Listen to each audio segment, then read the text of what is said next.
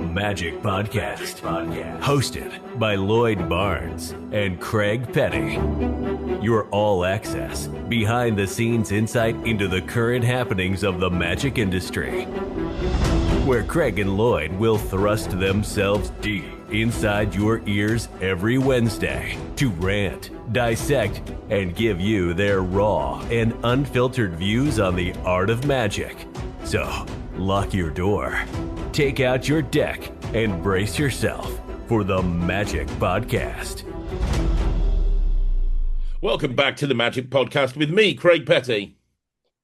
And I am sick.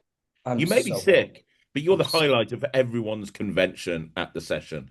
You went out. No. Fuck off. I'm not going to have you with your I don't want to. No. self-depreciating bullshit. No. You got a standing ovation. You were the only lecturer, I think, maybe one other. Hardly anyone gets a standing ovation at the session. You walked off stage at the session to a standing ovation. As much as I want to call you a tangerine-headed fucktard. And The fact is, you went in and you made Andy and Josh your bitch. no. All right. Look, thank you. Bucket list achieved. Dream shit activated. Let's move on. No, we're not moving on. This is going to be the session recap. In a few minutes, we're going to recap the whole session, and that includes your lecture and how badly you were shitting it just before you went on stage. And we'll talk about everything, because I thought the convention was great. It was one of my favorite sessions. We can talk all about it in a few minutes. But yeah, go on. I was saying the location this year was fucking phenomenal. Oh, it's amazing. Phenomenal. The staff were nice. I mean, that's a big plus. The staff were knob ends. Everything, this year really was the best. I don't think anyone would disagree with me, because it's not like a biased thing, because I was part of it. So I feel like, oh, special. The location was perfect for jamming. Fucking perfect for jamming. Food is good. The rooms are good. Staff were good. And the lecture halls. There were so many places to go and jam. Like, there were so many places and little nooks and crannies that you could sit down, and tables that had been laid out. And the place was massive, not just on the upper floor, but the lower floor. Like, it pissed all over the red. Massive, but didn't feel like you were lost. Do you know what I mean? Yeah. But like, because like the last two different locations, the Radisson, is it the Radisson Red or the Radisson? Yeah. And then the one before that, which I can't remember what it was. Those were poor. Because the Radisson looked nice at a glance, but it was kind of like open as, like, I don't know, it just it wasn't comfortable to jam in. And the one before was just a bit dated.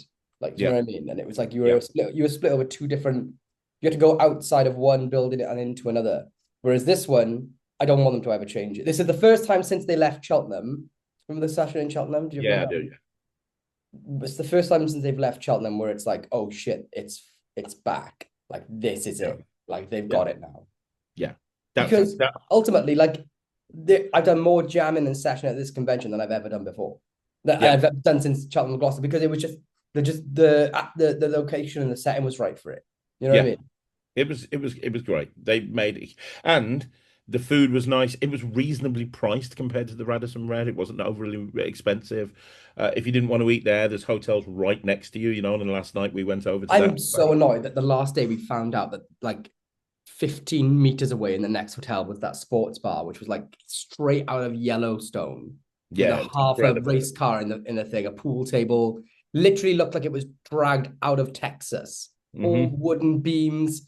And the food, oh my God, Yeah. That was like, and we didn't find that until the last night, unfortunately. But we'll know for next year. I really hope that Josh and Andy keep the place the same. And the hotel rooms are great as well. Just everything was really good about the venue, which is a big deal when you put in a convention together. I think it needs to be, especially something like the session, where their whole reason d'etre, their whole reason to be, is to session. You know, having so many places is. I got my room upgraded to a executive room or something as well. Did you? Yeah, because Josh and Andy booked me for 3 nights, from the first day of the convention to the last day of the convention, but I wanted to come in early. So I called up and I added an extra room on, and I don't know what happened in the conversation, but I ended up booking like an executive room by accident or something for the first night.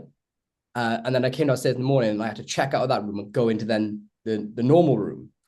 And the lady at the desk was like, "Are you part of the magic convention?" I was like, "Yeah." She's like, "Can you show me a trick?" And I was absolutely bogging. I hadn't had a fucking coffee. My breath was stinking.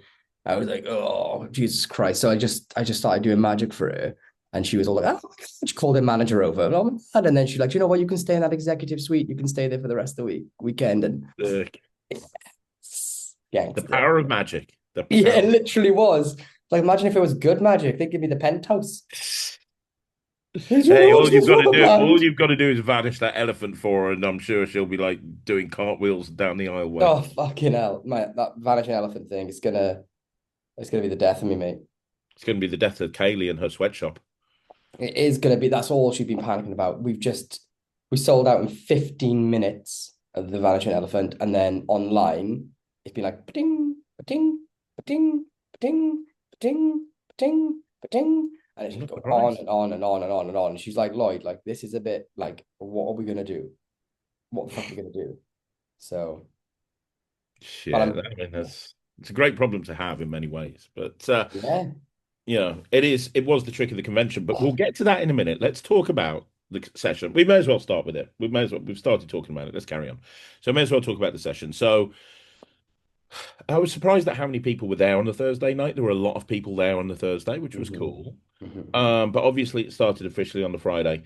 The thing about the session, which some people will love, some people hate, it very much depends on your point of view, and it's the exact opposite of Blackpool in that it's not like boop boop boop boop boop boop boop boop. Boop. You go to Blackpool and there's literally every single second of that convention, there's about 12 different things that you could be doing.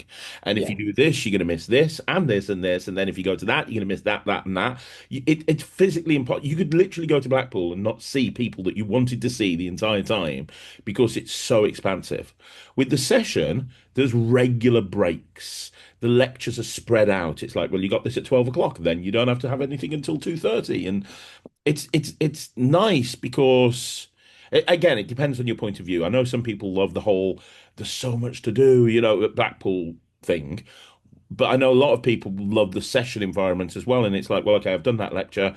Now I can go over here and I can sit down with these people in session for a while. And because there's not really a dealer hall until the final day, unless you're going swimming or using some of the facilities in the hotel, there's nothing else really to do other than to sit down and session, which really kind of, people sometimes go to conventions and they're nervous about sitting down and sessioning with people. This is very conducive to that fact because it kind of encourages you to meet new people. Do you know what I mean? I don't know if I honestly believe we kind of broached this subject in the past. I know we have, but a lot of they say, right, if you want to have a serious conversation with someone, right, if you've got to bring up some life shit, you go for a walk or you go for a drive with them. Because if you sit down face to face, it's really hard to bring up stuff looking in some directly at someone. But when you walk or when you drive, you don't look at each other, and you tend to open up more. It's like a bit of social engineering, and dependent on like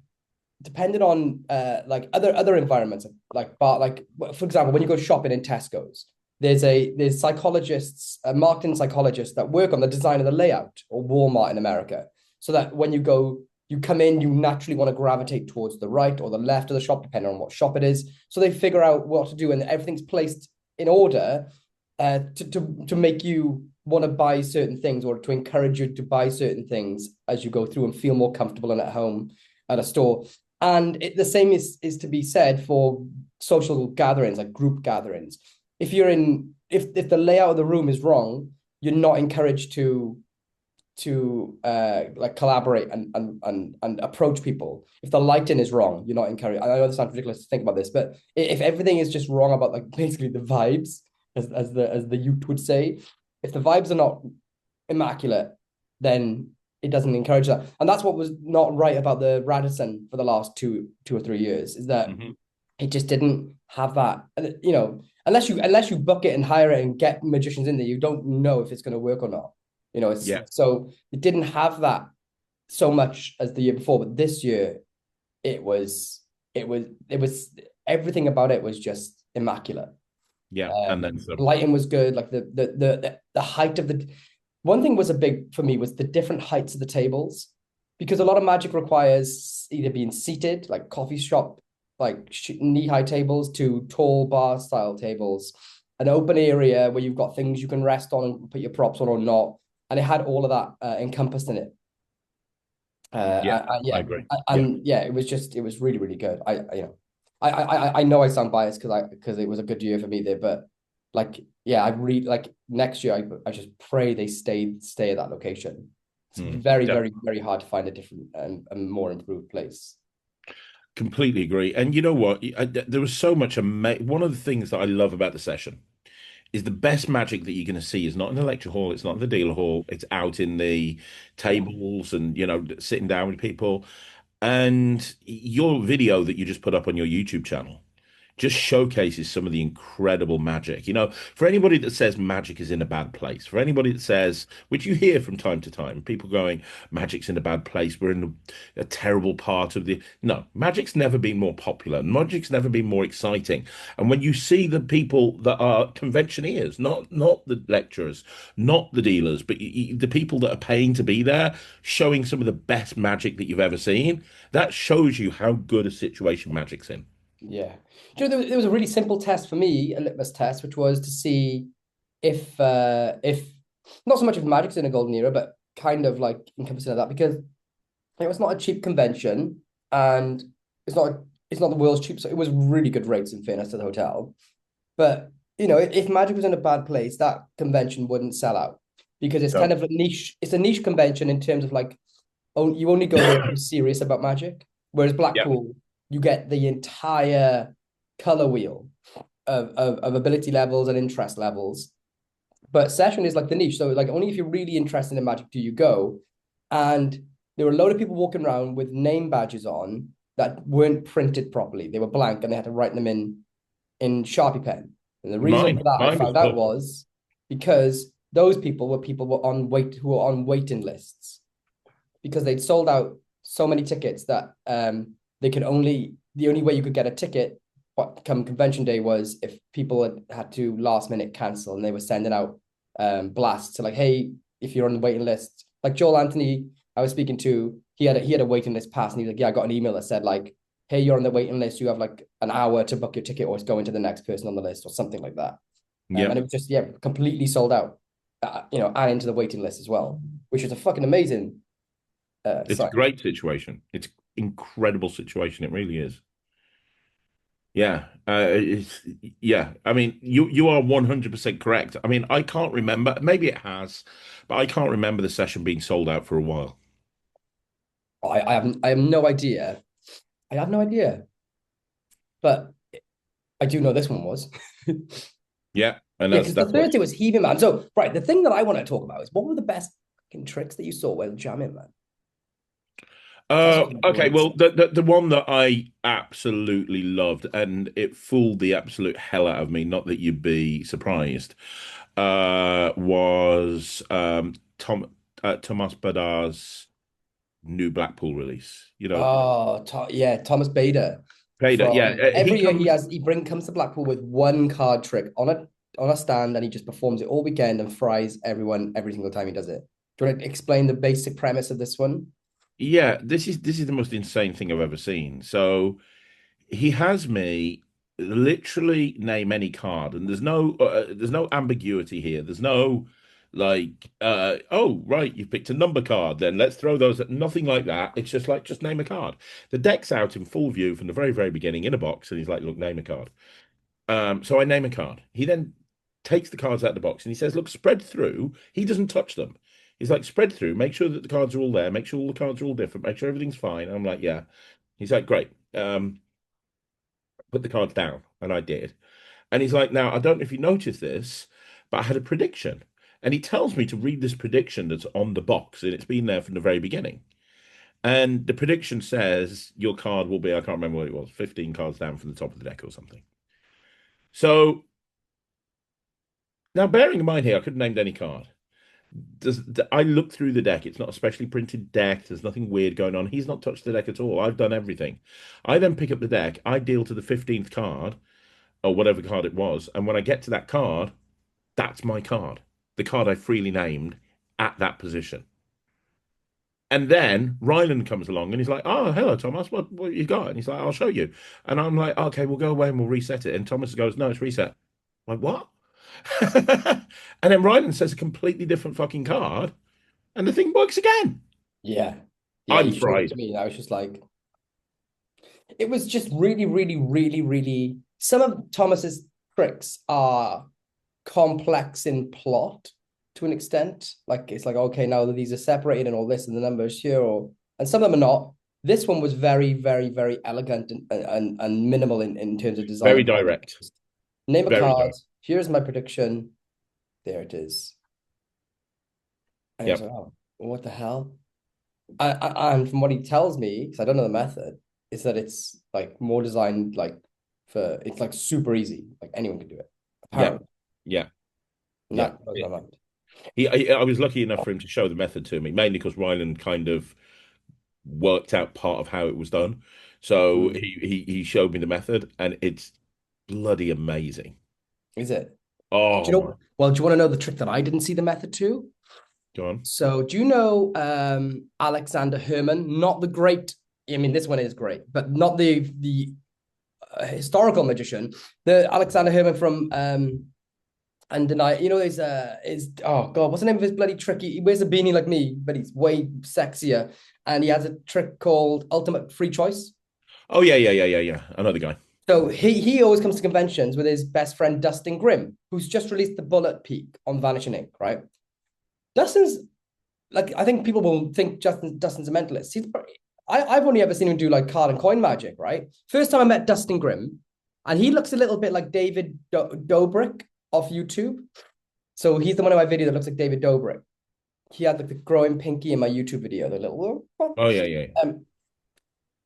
He's like the nicest guy in the world. I call him my convention husband. He absolutely fucked my world up. Right? This is what he did. Card selected. Yeah. Clean source. No, I digress. First thing he did was take a picture of him deck of cards in his hand, right? Holding a prediction like this, but with all of us around him. Okay, so all of our faces are in it and his hand is in it holding the cards. On my phone, no app. Gives me my phone back, okay? Then he had us select a card. So in my case, I chose the 4 of hearts. I think it wasn't even me that picked it. It was a guy called Dan. He then put a prediction in his pocket. He put the card box on the floor. My phone was in my pocket, and he took one card out of the deck and put it face up. So he had 4 potential places where the card could be, because it could also not be in any of those 4 places. Yeah. Right? And then he said, okay, guys, you need to decide between yourselves, where do you want the reveal to be? If you say on Lloyd's phone in the photo, it will be in the photo. If you say in the card box, it will be in the card box. Same for the pocket, same for the face-up card in the deck. If you say, and wherever place you say it's not, I'll show you what those are.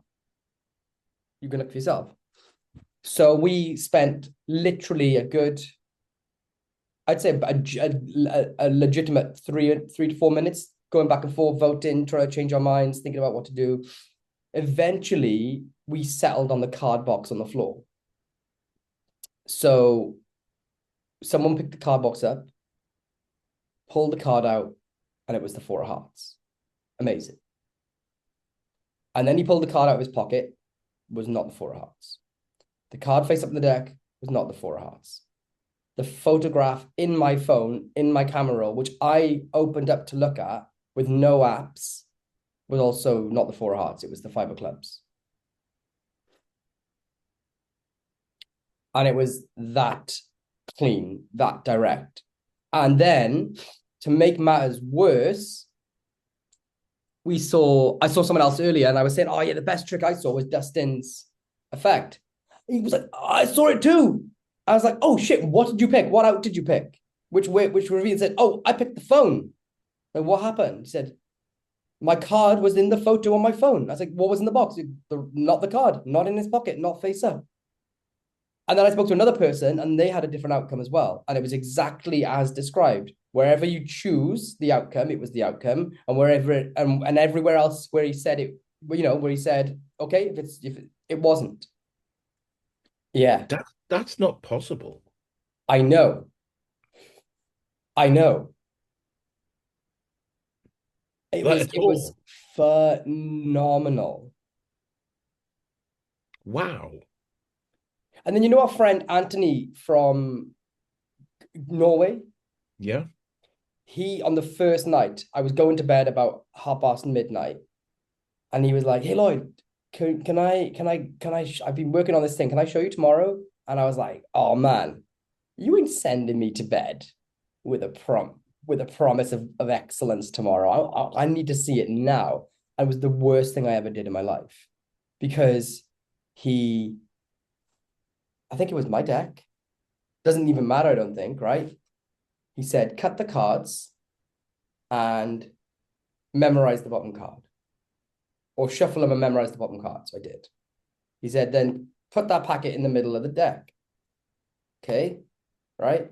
And I shuffled the cards. Okay. Right? So, and there was no stack. So I shuffled them, no stack. So I did that, cut the cards, looked at a card, put it in. And then he said, where do you think that card is in the deck? So I said 32. And then I dealt down to 32, and it was exactly there. Normal deck. What? And yeah, and the thing that got me about it is that Anthony's a genius, right? He's a super intelligent guy. And he'd been working since the last session. He said, I've been working on this for the last year. And he says to you know who I'm talking about, don't you? Anthony from Norway. Yeah. Came up to us the first session and said his wife bought him tickets to go to a magic convention because he found the podcast on Spotify. Yep. Hero, right? He's been working on it in isolation. He doesn't jam with magicians. So he said, I've been working on this for a year and wanted to show you. So it wasn't one of those things that it was a luck-based scenario. We're like, oh, we would jam in. It was like, oh, like, let's do this. He had waited to specifically do that trick to me once. And it was 12:30 at night. And I couldn't fucking sleep because I cannot figure it out for the life of me. Wow, for the life of me. Amazing. That sounds amazing. It was that clean as well, I swear to you. Wow. Mm-hmm. Wow. Yeah. Yeah. Yeah, man. It was insane.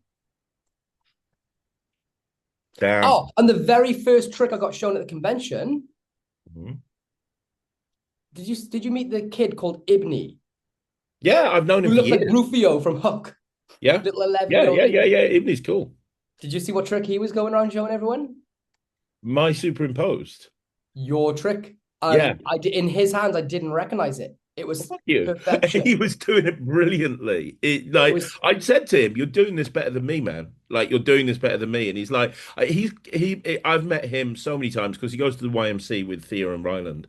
And so I've known him and his mom for years. He's like a superstar drummer. Like he drums all over he travels all over the world drumming. Yeah, 11 countries he toured last year. He's incredible, but he's really good at magic as well. And he's just really good. But like he's picked up over the years at conventions pretty much every single trick that I've thought out, and he's a big fan. But superimposed is his favorite, which is great because it's one of those tricks that I released that kind of went under the radar a bit. It wasn't the chop or the atomic deck or one of the mirage coin set. It wasn't like one of those ones that just blows up. Everyone talks about it. It was kind of one that almost went under the radar a bit. But the amount of people that I had coming up to the convention and go, do you know where I can get that superimposed trick that kid's showing everybody? Because I'm like, yeah, Penguin, have they got it here? I want it now. I absolutely loved it. it's one of those tricks where, yeah, I can imagine it flying under the radar in terms of an online like magic shop release because it's so much better in real life. Yeah, so much better. The beats to it, the way it works, the surprise ending. It's a 3 or 4 minute routine with loads of moments of magic, but that's really hard to convey in a trailer. yeah. And the cleanliness of it, seeing it as clean as it is in real life. It was the very first trick I saw of the whole convention. It was literally amazing. I mean, good work, man. Good work. Thanks, I appreciate it, but it's him that really sold it. Yeah, dude, you should probably get. I don't think I recorded it. I would do my best to get a video of him performing it. And put it up on your socials.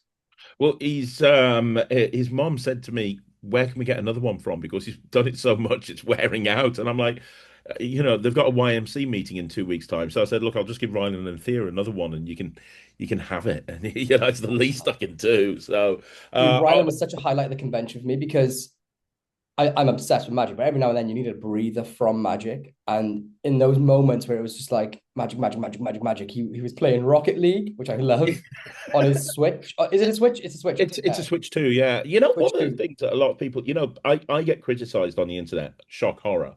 The amount of people that say, I forced Ryland into doing magic and all he ever does is magic and he does magic 24/7. He loves magic, but he's a kid. Like he's got so many other interests other than magic, and a lot of the time I've never seen a little boy love his father more than I've seen Ryland with you. Me and Kaylee were talking about on the way home in the car, man. We were like, I pray that my son has that relationship with me as he gets to a teenager. It's incomparable. Honestly, it's beautiful. It's lush. And you have father-son proper, like I don't want my son to grow up being cuddled in cotton wool. You rip on each other, you play fighting with each other, and then you but also like you missed out on a big part of the day of the convention because you took him to get some Lego. Yeah, he was like, he'd just done a gig and he had some gig money and he went, I really want some Lego. And I was like, well, look, there's only a couple of things on. It doesn't matter if we missed them. Let's go and get some Lego. So we just went to the Lego store and got Lego. Yeah, and he was so happy, man. He was talking about it. He was showing everyone photos all weekend. It was great. For him, I bet he had a great convention because he had a bit of everything. Lego, he had some common ground with me because we both like Rocket League and stuff. So yeah, he had a great time. Boys' weekend. It was fun. Yeah, it was good. It was really, I could see it, and I think you two are probably closer than ever coming home from it. Yeah, 100%. Although he was asleep within 5 seconds of being in Nemed's car, I have to say. He was shattered going home. Good for him, man. It was good to see. That was the thing that I loved most about this convention. So when I went to my first session convention, I was 16 years old. Wow, I feel I know I was 16 years old. And the thing that I did was I sat down on the floor, cross-legged, and I was either 16 or 17. It was the year Tyler Wilson lectured. Mm-hmm. So there was Tyler. I can't remember if these were two different years, but it was Tyler Wilson, and he shaved his back into a 10 of diamonds or something, or his chest. Luke Dancy, Wayne Houchin. There was Alan Ackerman was on the bill. James Brown was on the bill. Not John Allen, what's the other guy from America who does the castle with the tiny plunger, Yeah. John Armstrong. I learned the best salty ever for the biddle trick from him at that year. I don't know if that was the second year though. Anyway, but what happened was I sat down on the floor, cross-legged, little 16-year-old dickhead, didn't know anything, and Alan Ackerman come and sat next to me. A British magician called Chris Williams. Yeah, does coin magic and stuff. Chris Williams runs the Magic Bar Live, but I don't think it would have been him. But it might have been. He's good at coin magic. Chris Williams and Tyler Wilson come and sat with me. Alan Ackerman was on a chair, and John Armstrong. But I was sat cross-legged on the floor jamming with these guys. Well, I say jamming in the looser sense. They were just blowing my mind. Like things like they were showing me things like the spellbound change with coins where I'd never even seen it before. So I had no idea how it worked. And then yesterday, Ibni and Kai, the kids, come up to me, and on Sunday even, I'm like, can we show you some tricks? So we were jamming and stuff, and they were doing this thing on the floor. We sat on the floor, we were thingy in, and Kaylee got photos of us sat on the floor jamming. And I was looking back at them and I was like, oh my fucking God. It's like complete full circle moment where 20 years ago, that was the last time I sat cross-legged on the floor doing tricks at a convention. I was like, oh my God, like that's what we're doing. That's what I'm doing That's 20 years amazing. later, except this time I'm still getting fried because they had this sick thing. So the kids, I don't know how old Kai is. I think he's the same age, close to Ibni. They spread the deck on the floor, took one card, so a long spread, and flicked. There was a breather crimp in the card. They'd learned it from Jason England's lecture. Flicked the card so it spins across the floor and it sticks in the deck. And they were forcing the card. It stuck between. And it was class. Like I was like, I thought I knew it. Yeah, it was. So, but I'll tell you what, I'll tell you something. Amazing this year. Anybody who thinks that the future of magic is not bright should have seen the quality of the young magicians at that event. Absolutely incredible. And I went to there were youth events all the way through the convention, and we went to the one on. Me and Ryland went to the last one was open to the parents as well, and it was around the corner, and not many people were there. Because obviously it wasn't on the program, but if you had a kid at the convention, you knew it was on. So you weren't there. There's a lot of other people who weren't there, but I was there, and I was watching the whole thing, and it was basically a show by the young magicians at the convention. Everyone came up and did a trick, and Ibni obviously did did my trick. But everybody were Ella Nichols, who's obviously an incredible magician. And she's so good that she almost doesn't really qualify as the kids category. Do you know what I mean? No, I was like, what's she doing there? Oh yeah, I suppose she is a young magician. Yeah, but like just seeing the quality of the show and the tricks that they were doing.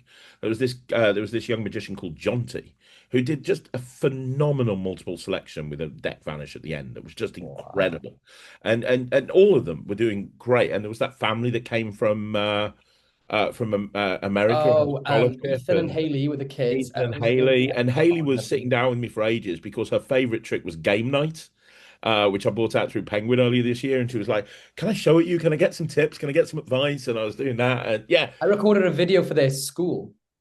Really? Because they weren't supposed to have that much time off. And I was like, so I recorded it like, hey, listen, they've flown over to the other side of the world, but they're still being educated. And these life lessons, they'll get more from these few days here in London, England, than they would in your class. I'm really sorry, but it's the truth. Don't be upset with them. Be upset with us. Mm-hmm. So that's so cool. That's class. Get off with the kind of thing. But I have to give a shout out mainly to Vanishing Ink. I have to give a shout out to Josh and Andy. We give them shit a lot, and they deserve it because like, you saying Andy wipes his ass with £50 notes. When people say they listen to the podcast, I don't believe them. I think, they dip in and out, like, just to see what what war we're starting for a laugh with someone. It turns out, people do actually listen. I was doing this in my seat when it came up because we've said some heinous shit. And I have no idea. Sometimes it's like 8 a.m. I'm just like, I hate everything. I'm like, okay. I'm doing this, watching it. And luckily it was something innocent. Luckily, because they could have soundbit anything. But it's normally you saying that Josh sounds like Kermit the Frog. He fucking does though, doesn't he? Let's be honest. It's the biggest open secret in magic. He sounds like Kermit the Frog. He's built like a fucking Adonis, and I'm glad he's got one fucking weakness, because if not, he'd be God. But the point remains. We give Andy and Josh a lot of shit, and that's fine, and that's not ever going to change. But I do have to say, I don't think there's many people in the whole of magic that are doing as much to really motivate and push the young magicians forward. Like scholarships. Most of the kids that were there, most of the young magicians were there on a scholarship. I never said this to anybody, but Ryland, I meant to bring Ryland on a scholarship and I forgot. And I rang Andy and I was like, I completely forgot about the scholarship. He's like, don't worry about it. Buy a ticket for yourself. Ryland can come along as a guest of me and Josh. Wow. Like, and then they had that entire youth room set up. They had like lectures and stuff going on in there all of the time. On the final day, they had this show for everybody, and then afterwards, they were just like, it was Ed that was like helping with that area, and they were like, oh, by the way, well done, you all did a great job. We've bought you pizza, and they just bought like 20 pizzas in, and just everyone sat around jamming. I did not know about that. Yeah. I was part of the first youth event. Yeah. Fuck you. Everyone knows like pizza is like my thing. Yeah, well, we all had a pizza party and you didn't come. I But think first of all that was orchestrated, and everything I said about the good they've done, I take it back because that was absolutely disgusting. Because everyone knows I love pizza and I wasn't invited. no, you didn't come to the Pathetic. pizza party. But in all seriousness, it And they was, also had the Mystifying Magic thing, which was another event to encourage and foster women within Magic too, yeah, because it was so unbalanced in the ratio of men to women, and it just shouldn't be. It's not like I don't know. I don't think this is controversial to say, but it's not like sports where you're never going to get a woman to run the 100 meters as fast as a man, or weightlifting and stuff like that. This should be completely an even split, right? and the amount of women that were there. Yeah, I really wished more than Thea was ever. there. I really wanted Thea to be there, but like I said to you, she had a gig. So nothing she could do. But like, Nothing to it's do with so Magic. encouraging to see. With Thea now really into Magic, it's so encouraging to see how accepted, like, how not just accepted, but how dominating women in Magic are. It's no longer a, oh, you're a woman in Magic. That's The weird. thing Do that you, do you annoys get in a me box? is that, and listen, in general thing about Magic is that in my head it shouldn't be like it shouldn't be, but this is where we are. It shouldn't be like she's a female magician. Like she's a magician. Yeah, You're a yeah. magician. You're a magician. You're a magician. It's just like I feel like it's people who are just really like short sighted that try and you know Yeah, yeah. that's the I world we live in. But yeah, completely. things like those events are what's gonna help more than anything. Yeah, Because someone might have been, say a woman comes to a convention and she's like, yeah, this is just a male chauvinistic environment. I would never encourage another person to come with me, like another woman magician. But I can't speak from what they experienced, but I imagine it was great, right? Katie said it was good this year because she's been to conventions. She came along. I imagine that they enjoyed it more than ever this year because they were, there was literally an event for them, yeah, which has got yeah. to be a first, or one of the And first. don't forget, it was only about 20 years ago that the Blackpool Magic Convention used to have events on at Blackpool every day, which was women's events. Do you remember that? You go back? Yeah. So when Sarah used to come to the Magic, when Sarah and I first started going to Blackpool, well, I went to Blackpool before Sarah, but when Sarah started coming to Blackpool, there were women's events, and it was like women's event 2 p.m. on Friday, crocheting. Women's event Saturday. Yeah, Yeah. How to make a lovely garland and flower arranging. I shit you fucking not. And from that, like 20 years ago to now, where they've got their own events, they're dominating. It's just great to see, yeah. really, But I just especially think it's with going to somebody. encourage them to bring, because they're like, oh, do you know what? They'll be proud to bring a friend along and get a friend into Magic, and then that's the way it just expand. Me and Katie was like super inspired coming back. She's like, oh, if I was a woman magician, I would like have an act where I would play on the status quo. So I'd have a man come out that's like the Bond type of magician, and everything he does, he fucks up. And then as his assistant, I come in and fix everything for him. Because I was like, well, that's essentially what happens in my life is that you run this whole ship while I pretend that I'm doing the Lord's work, and it'd be hilarious. But yeah, super, super good.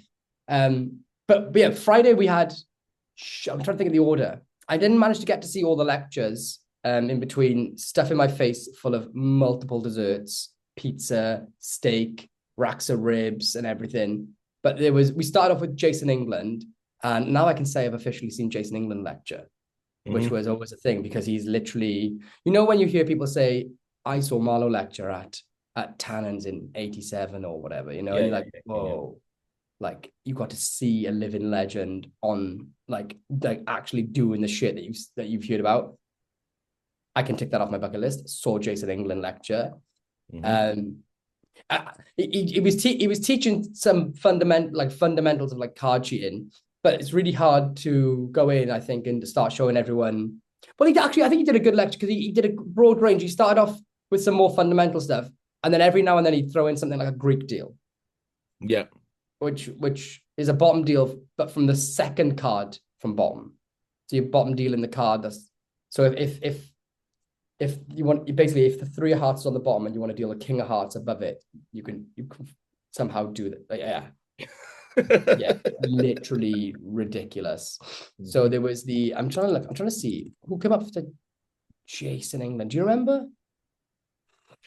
I don't. I Oh, honestly so I don't. missed this. So this was the Friday session with I saw no. Gustav I and saw. I Alice. saw that. Oh no, I saw this. Sorry, I saw this. It was the other one I missed on the Saturday. The Laura London thing where she was talking about what happened with Sophie something or other that Sophie pretended to Lloyd, get great that surname. whole like presentation that Laura gave was brilliant. I was tearing up, to be honest, at the end of it. That was just a Yeah. brilliant presentation.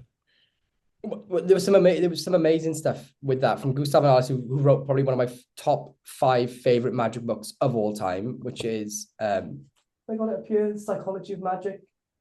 Yeah. Yeah, Psychology of Magic, right there There on it my is. shelf. If you have you read it?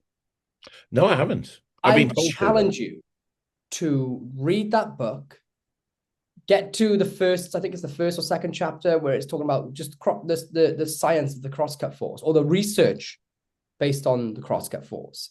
And I challenge you to not be able to stop yourself from creating an entire new roster of routines, and B, it will completely rewire the way you think about your card magic. I Wow. guarantee you, I put money on it. It's fascinating. So to see them speak was good. Alexander Herman gave his talk. Did you see that, his talk there? No, I didn't. He did a bank night effect. It was 3 simple lessons about love and hate. Like, No, I didn't write see down that. what you love, write down what you hate about an effect, change the hates into the loves, and then do it again for the same. And it was like very, very clever minimalist thinking. There was then Johan from France. I think Yeah. he's from France. He owns the Magic Dream Shop. Did an amazing lottery prediction where you pick. I love that moment where everybody thought he'd fucked up because he popped the balloon. But then the prediction was no, the spectator popped the balloon. Something happened that made one of the balloons pop because all the spectators had. Yeah, That's right. They all had balloons that they picked at random, and they were all writing on the balloons something or other, numbers. And yeah, so they're all writing on balloons, and then the pink balloon popped, and everyone was laughing in the audience because everyone was like, "Oh God, it's gone wrong on the stage of the session." The balloons popped, and Johan was playing it brilliantly. He was like, and and then the then, prediction was the pink balloon's going to pop, and I'm like, "You motherfucker!" yeah, I yeah. thought that It was was like, great. it revealed that it was part of the plan. And then Laura Lender talked about Sophie Lloyd, who famously fooled the magic circle into letting her audition by auditioning as a man when women weren't allowed in. And then she got in, got accepted. When they found out, they kicked her out for, there was a phrase that Laura used, was deliberate deception, which she thought was brilliant. I do too. And then she disappeared off the face of the earth. And the story was about trying to track down Sophie Lloyd. And I won't tell you what the resolve was. You need to go and see this lecture or this presentation by But it was Laura. all of, yeah, but breathtaking shit, like goosebump stuff. Yeah, And then from really there, good. we went into the Christian Grace lecture, Hmm. which was just, I told you, you heard it here first. Foolers after foolers after foolers. It's what he's done. He's made his name in this community as somebody who can just blow your mind again and again and again, and Mm-hmm. just give you absolutely no out in terms of how to do what he does. It's next level Sometimes in a thinking. magic lecture, you see the method and you hear the audience go, whoa. And then sometimes you hear them go, whoa, at the end of the trick because they don't know how the fuck it's done. And that kept happening over and over and over and over again. Yeah, absolutely. It was fucking phenomenal. And I'm trying to race through these because we just have so much ground to cover. I was part of the Young Magicians event from 5 to 6, hosted by Gaia and Giacomo. Yeah. And it was Leah Orleans and her stage partner with the I'm gonna kick myself for not remembering the name.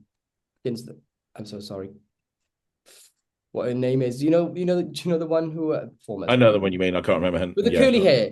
yeah, Chloe Baldwin. yeah. That's the one.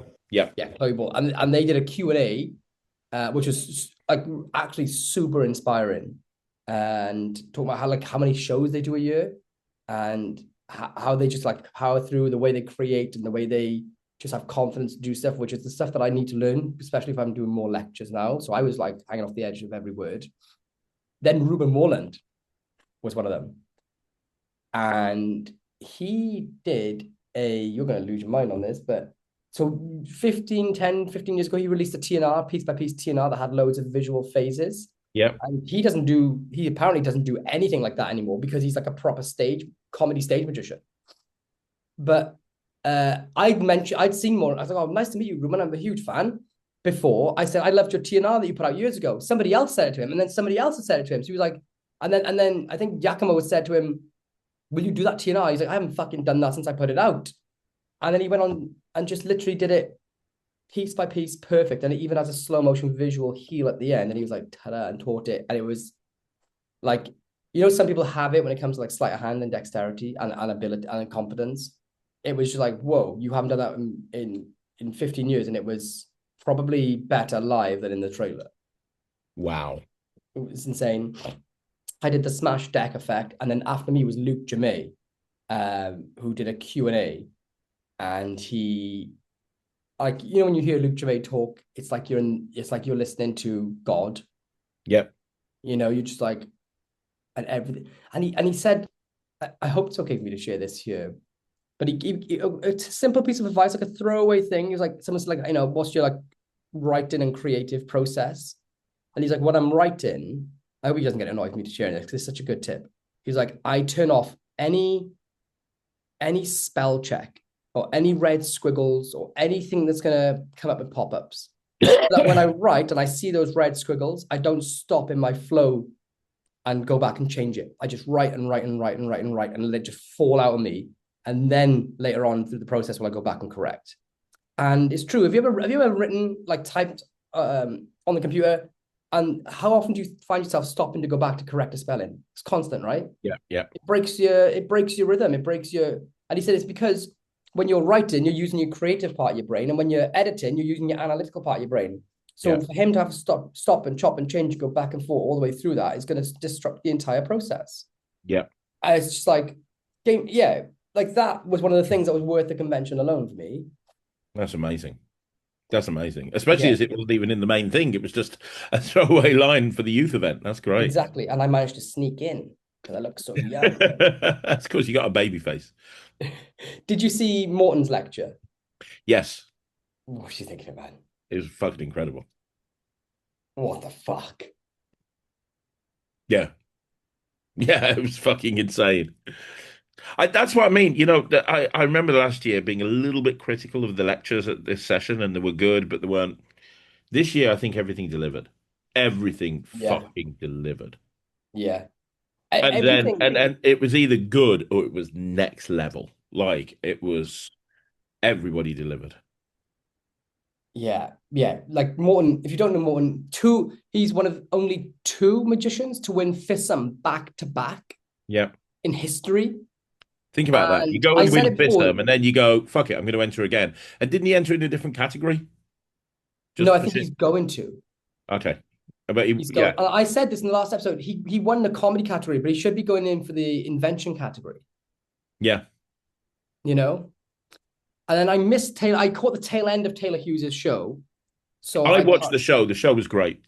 Look, there was nothing. It was a perfect example of how you take marketed effects and really make them your own. Because there was stuff in there and you'd look at it and you'd go, you know what? I know how that's done, or I've seen that marketed before, but he completely turned it on its head. And it was so funny. And there was so many truly, truly, truly wonderful moments that I was looking at. And he did his Rubik's Cube in glass bottle as well that he marketed with Vanishing Ink last year. It was just great. That's the bit that I saw at the end. It was amazing. Like literally amazing.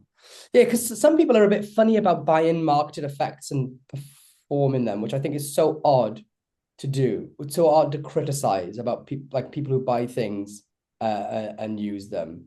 Yeah. And that's a perfect example of it's not about what you purchase or don't purchase. It's about the time you put in.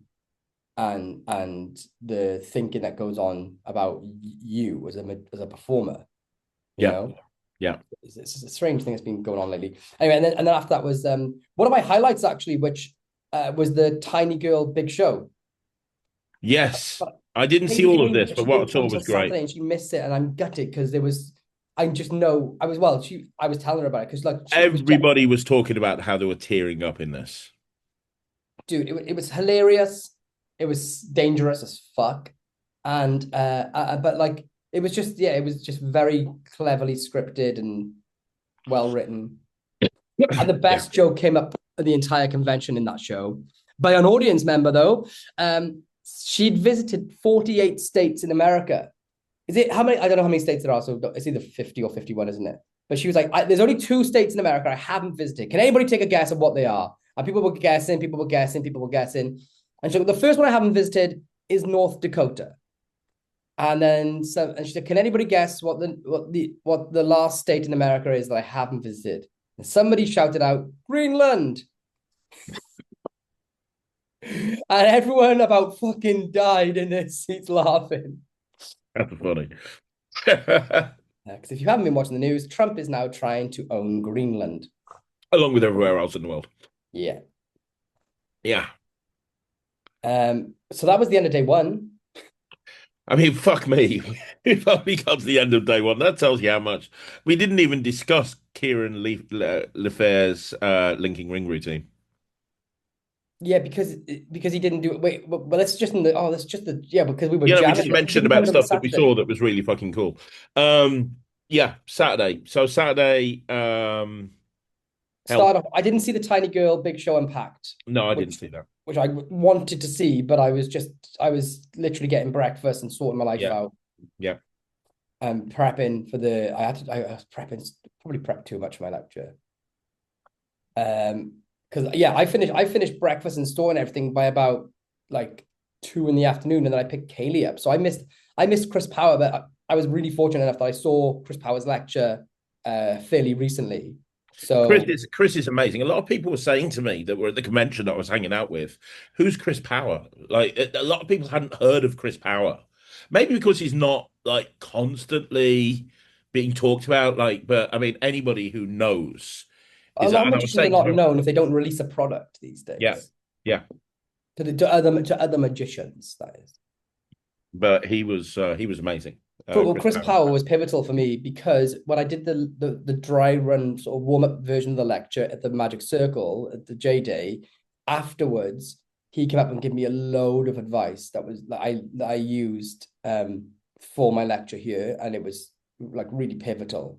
I saw him. I said, "Oh, Chris, I genuinely thank you so much for what you said and the advice you give me, because I've taken it on board, or I'm trying to take it on board.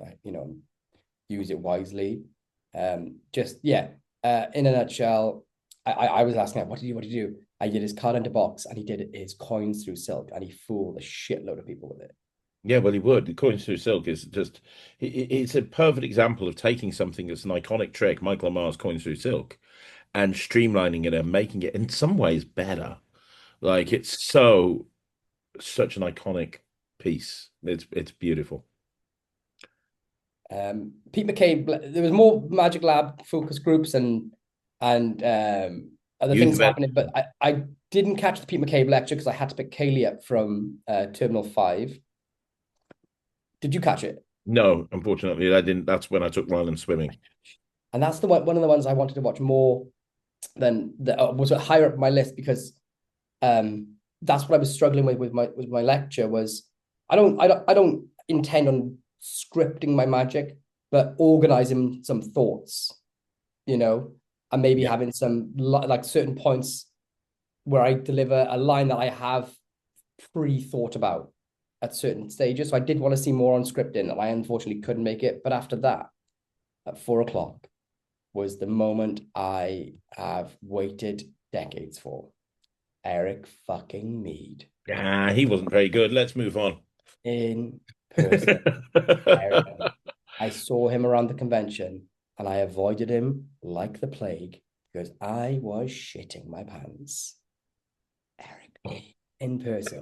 And I was thinking, I'm praying that he just doesn't come on stage and just talk and do questions and answers, because that would piss Lloyd Barnes off.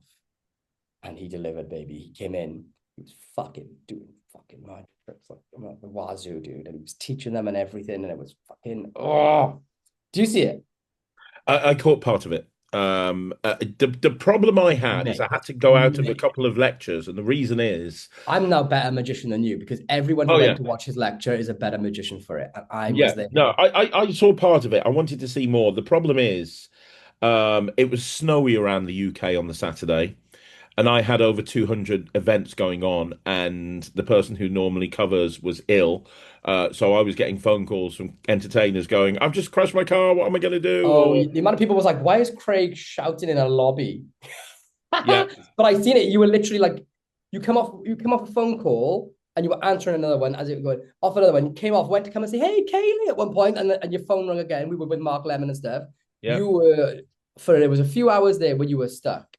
Yeah, because I was just literally fighting fires and making sure that everyone got their event and everyone was that. And I was having to like make phone calls and go, "Look, this person's crashed on the motorway. Can you get over there and do that? And I'm going to send somebody else over to you." So I was there desperately trying to make sure that everyone got. So there was a couple of moments. Well, on the Saturday, I had to just step away for a while, else it would have been just a nightmare. And unfortunately, part of that was halfway through the Eric Mead lecture, so I didn't get a chance to see everything. Well, I can give you a sort of basic rundown. He did so basically he was performing material from the book as written in the Tim Conover books, and he did the six bent coins in glass routine, and then explained it, which was like, wow, holy shit. He did he showed, and he explained why it was so brilliant. It's true. He showed the I don't know what is it the homing coin? Is that the name of it? Tommy Wonder or soft coins? No, the soft coin. Yes, soft coin. One of them was called, I can't remember the names. I'm really bad at remembering names tricks. Basically 4 silver coins and a copper coin. Yeah, I know the one you mean. Yeah. You know what I mean? Yeah. So he showed and taught that routine, and he explained and showed how comparatively to the original, where it like navigated off into a different direction, how in the original you end dirty, and with the version in the book, thanks to the insanely clever routining, it's like physical scripting, you end, you're cleaned up and clean at the end of the effect. And just that like entire sequence there, I don't know, to like a super, and you would have loved it, but to a super nerd like me, it was like that was the gold dust. That was really like the juice of the entire convention for me. It was like that one moment. Then he showed classic like archival footage of Tim Conover performing his version of the Vanishing Cigarette. And then he could show front and back with his hands, which was insane. He showed archival footage with Tim Conover performing his crystal ball reading to a massive lay audience and just destroying everyone. It was like, yeah, but all the way throughout the talk, he was just sprinkling gold dust in. And I think some of it, I was trying to mentally note down as much as I could. And I know I missed a lot. And I think a lot of it went over a lot of people's heads too, including myself. But that should be studied or get the books, but either one, like, yeah, like bucket list shit ticked off for me. That's amazing. Do I sound excited? You a little bit. God. Yeah, he is. You know, there's very few true masters in magic left, and he's one of them. 100%. Yes, that's it. Yeah, and I can say I've seen him live. I can say I saw a few minutes of him live. So you saw half of him live. I saw the other half, the half that nobody else gets to see. Yeah. So then I had to go and get food. So I missed the Luis Olmedo lecture. Did you see that? No, again, fighting fires. Yeah, unfortunately, I didn't get a chance to see that, but I've heard big things about it. I've heard really good things about it. Did you see the Ruben Moreland show? Yes. Talk about unexpected.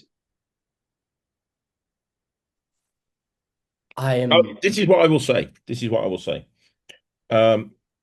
he was doing the show in the evening on the Saturday night, and on the Sunday night, you have one of the biggest and most popular names in Magic, Piff the Magic Dragon, coming along and doing his full Vegas show, bringing his full Vegas show with all the Dead dog and everything.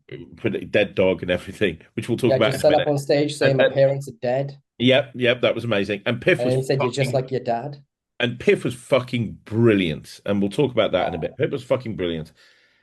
But I think that Ruben stole the show more than stole I the show. think Ruben I think stole the that, show. yeah, he did. And that's But I don't think how do you Piff do that? How would do be you go against upset the by that either, because there's a Huh? reason why Piff was exceptional in his own way and why people were very lucky to see Piff, I think. Yeah, and we'll get to that in a minute. But Ruben he stole the went show. against the Las Vegas headliner and stole the show.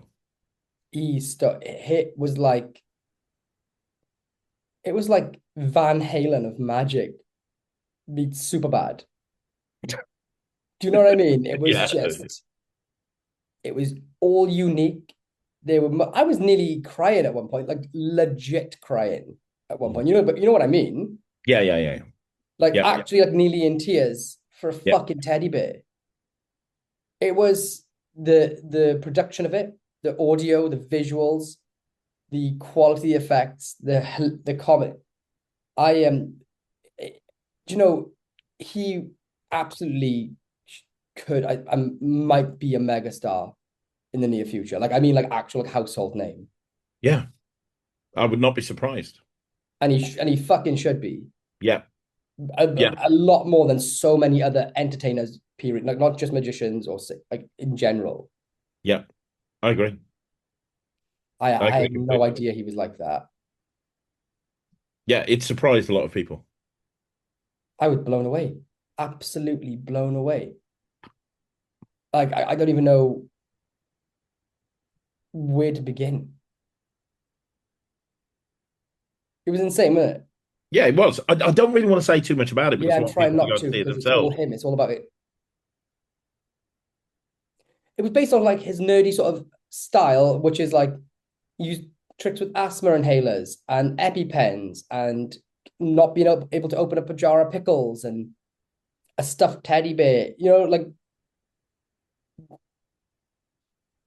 I can't say anymore. But it was loud, it was wild, and it was like loads of swearing and vulgarities. And he got Joshua J to say, I fucked your mom on stage twice. And it sounded like this. Do it, Craig. I can't do the oh, Do it, Craig. I fucked your mom. No, that's more like That was Disney. like Michael Jackson. And that would be like, I fucked your son. Josh was more like, I fucked your mom. It's the one. This is why you need to do this shit, not me. Fuck your mom. I think we should only be allowed to refer to him as Sexy Josh. Sorry, Yeah. Sexy Josh. Yeah, well, Goddamn stupid Sexy Josh. We rip into Andy and he's not sexy. Well, I'm sure certain people find Andy sexy. I think the problem with Andy is that Andy, in a normal sense, is a handsome man. But you stand anyone next to Joshua J, and you look like a piece of shit. It's like when I was at high school and the good-looking girls, there was these couple of good-looking girls that hung out with these absolute beautiful, complete and total stunners. And they just didn't look anywhere near as good because when they were with these other two, they were just, the four of them used to walk around. It was like, well, okay, you pale in comparison, but you see them on their own and you're just like, wow.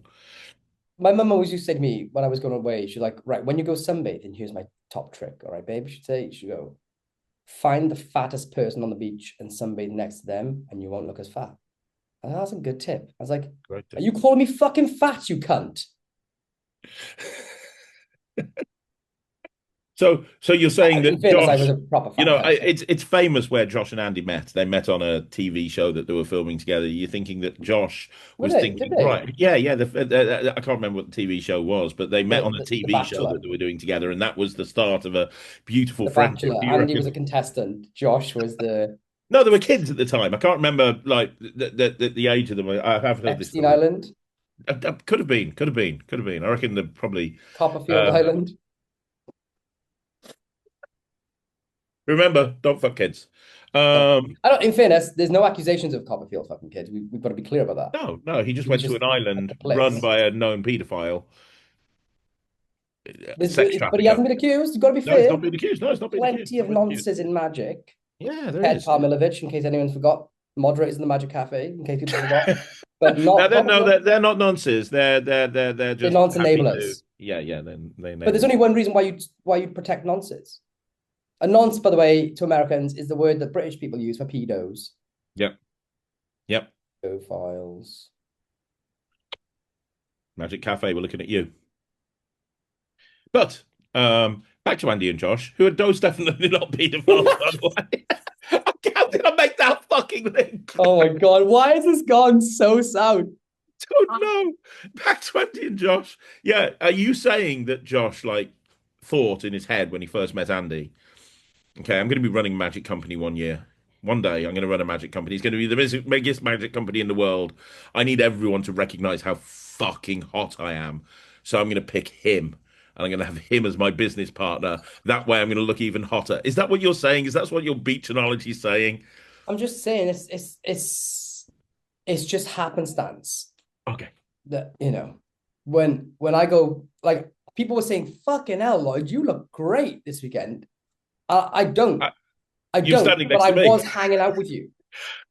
You Yeah. know? So we are like Andy and Josh. Yeah. Yeah. Yeah. Yeah. One of us. Someone said I look like Johnny Depp. I was like, Johnny Depp. I'd get on board, but nothing else.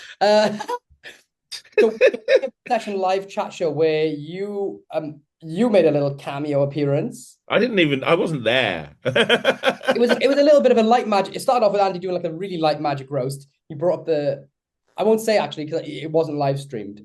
So it was a light magic roast. It was a clip of you off this podcast saying Andy Gladwin wipes his ass with £50 notes. And I was there like a little cuck going, deservedly. And then he brings out a toilet roll of £50 notes. Saying, I don't wipe my ass with £50. It was a great joke. But we can't say what else was there. And then Ruben did an effect. Not Ruben. Morton did a piece of magic. Then Leah Orleans somehow managed to do like getting spectator to shuffle, like to juggle. But the spectator was Andy, and they just ended up having a big juggling fight.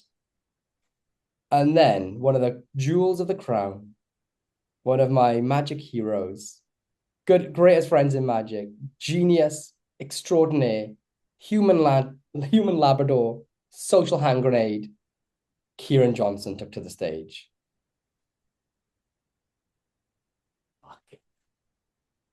Why do people give him a live mic? Because he's a maniac. Within 30 seconds, Andy Gladwin was licking his bald head legitimately. He had 6 hands, people's fingers of in total. So 2 pairs of hands inside his fucking mouth. He drank Morton's piss from a cup that was warm. And at the same time, absolutely destroyed everyone with his back in time dreams routine that I've seen him do for the last 20 years. It's literally watching a genius at work. You know, they say there's a fine line between insanity and genius. Yep. Kieran has firmly plopped one bollock either side of that line and gone, this is where I live. Do you know what I mean? Yeah, he's fucking insane. But he would help anyone. I mean, like he came up to me and Ryland when we were in the bar, and he said, "Ryland, I know that you do the egg bag." And Ryland was like, "Yeah," because Ryland, like, that's his signature thing when he's not doing illusions. Every single show he does the egg bag. And Ryland was like, "Yeah, I love the egg bag." He's like, "What egg bag do you use?" And Ryland was like, "I use Bizarre de Magia." He's like, "Right, that shit." And Kieran had bought this egg bag that was made out of pure silk, and Kieran does the best egg bag in the world. yeah, and he'd bought 3 of them because he loved them so much. He'd had them custom handmade. He's like, "Look at this egg bag," and he showed this egg bag to Ryland. He's like, "It's pure silk. It's designed specifically for me. It's bigger. It's look at," and Ryland was looking at it, and he's like, "Oh my God, this is like the best egg bag I've ever seen." And Kieran was like, "Yeah, yeah, this is one of my spare ones." and I want you to have it. And he just gave the fucking egg bag to Ryland and just said, you can have this egg bag because I know how much you love it. And like, who does that? Like, that's just... Kieran does, because he's the kindest, most genuine. That's why I call him the human Labrador. But I mean that in terms of, imagine an actual Labrador was at that convention. That is what I mean by Kieran. We saw Joe Barry. We haven't seen Joe Barry for bloody 15 years or a long time. Kieran hasn't seen him for a long time anyway. And Joe Barry's he's great, good laugh, one of the best card magicians in the entire world. But you probably don't even know who he is, because most people... Joe Barry, he bought some Alakazam DVDs out a little while years ago, but like he is just he's like the card guy that the card guys go, fucking hell, have you seen Joe Barry? So anyway, he was there, and he's a good laugh. You could have a proper laugh with him as well. But he's kind of like, if you look at him, you think, oh god, he's like a bit of a James Bond type, because he's a massive jujitsu and everything. Anyway, Kieran sees him, literally climbed all over him like he was fucking climbing out of a bush, like balls in his face and everything. He's like, Joe, I haven't seen you for ages. And was like literally like slobbered all over him. And then we were sat there chatting, and we looked out, wasn't your hand, Kieran? And he just had a fucking giant hand massager on, which was about this big. It looked like a toaster. I said, I'm just massaging my hands. Like, a human Labrador, loveliest guy in the world, but would literally shit on the carpet because he needed to go to the toilet in the most hilarious way. But do you know what was cool about that? He wasn't supposed to do his show. He'd come to the convention to see me. Like, he'd text me, I'm coming on the Sunday to see you. And then he spoke to you, he said, I'm going to come in a day earlier.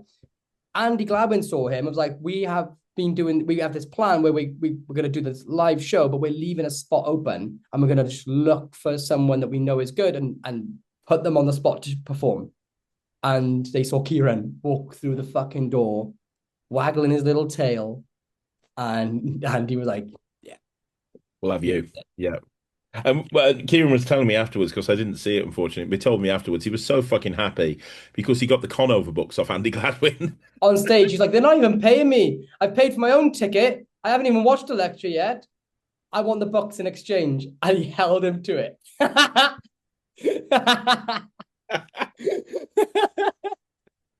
That's brilliant. That's brilliant. Fucking legend. Hey. It's worth mentioning very quickly that if you are coming to the podcast live, the official meetup on the Wednesday at Blackpool in the afternoon, we have confirmed with Kieran that he is going to be doing his full regurgitation act live on stage at Magic and Regurgitation. The Magical Regurgitation Act live at the House of Secrets, which is fucking amazing. Yeah. We need to start on that. We have three. We need to put up a page before we announce all three. I say all three. We might have more than 3 lecturers, but we need to put up a page where they can pre-book their tickets and give them hotel details, and then we'll announce the lineups so far as it is. Yep. The problem. So 3 people have approached us to do it. 3 giants of magic. My issue that I've been going back through my head, I don't know how to order them. I think we just do it. I don't know whether to do it alphabetically, because each of them is fucking phenomenal. Yep. I don't know. Next week is going to be all about announcing our convention, as well as our normal talking bollocks and bullshit and stuff. That's what I'm crossing the T's and dotting the I's today.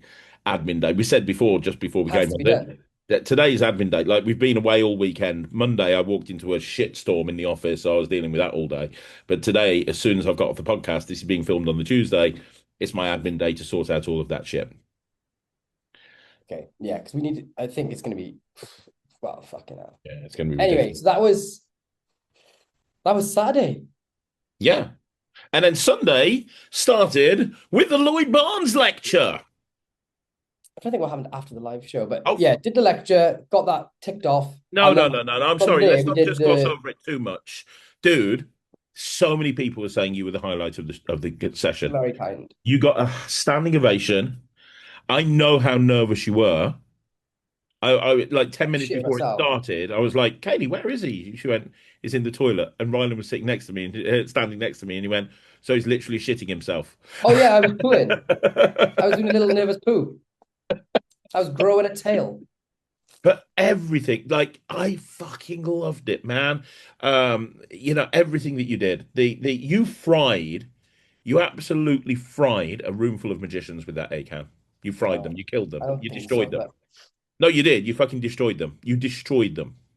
I just wanted And to share some stuff. I think a lot of people see me on YouTube and think I don't do anything practical or whatever. I don't know. I just want to mainly, to be honest with you, man, I was just thinking about in the least magic cafe way possible. I was thinking about the kids. I'd experienced that. I was really inspired by the youth events that went on. It took me back to when I was a kid. It took me back to like bad experience I had at a magic club. And so the whole thing was about trying to show some cool magic, trying to get them to think a little bit differently, and trying to, instill some lessons to the other magicians. I yeah, say lessons in the looser sense, but trying to give over some information or some thinking that I think has helped with some of my like designs. But more than anything, I wanted to like sort of drive home that like it's completely okay to do your own thing and have fun with creating and share, because like one of the things was like just whatever you work on, even if you hate it, just share it. You don't know how good it is, yeah. and how good you guys are. So yeah, did that. I You know, in the one front of the row, I was reasons that staring I at think, you know, Stephen Frayne was sat directly opposite me, who'd come just to see my lecture.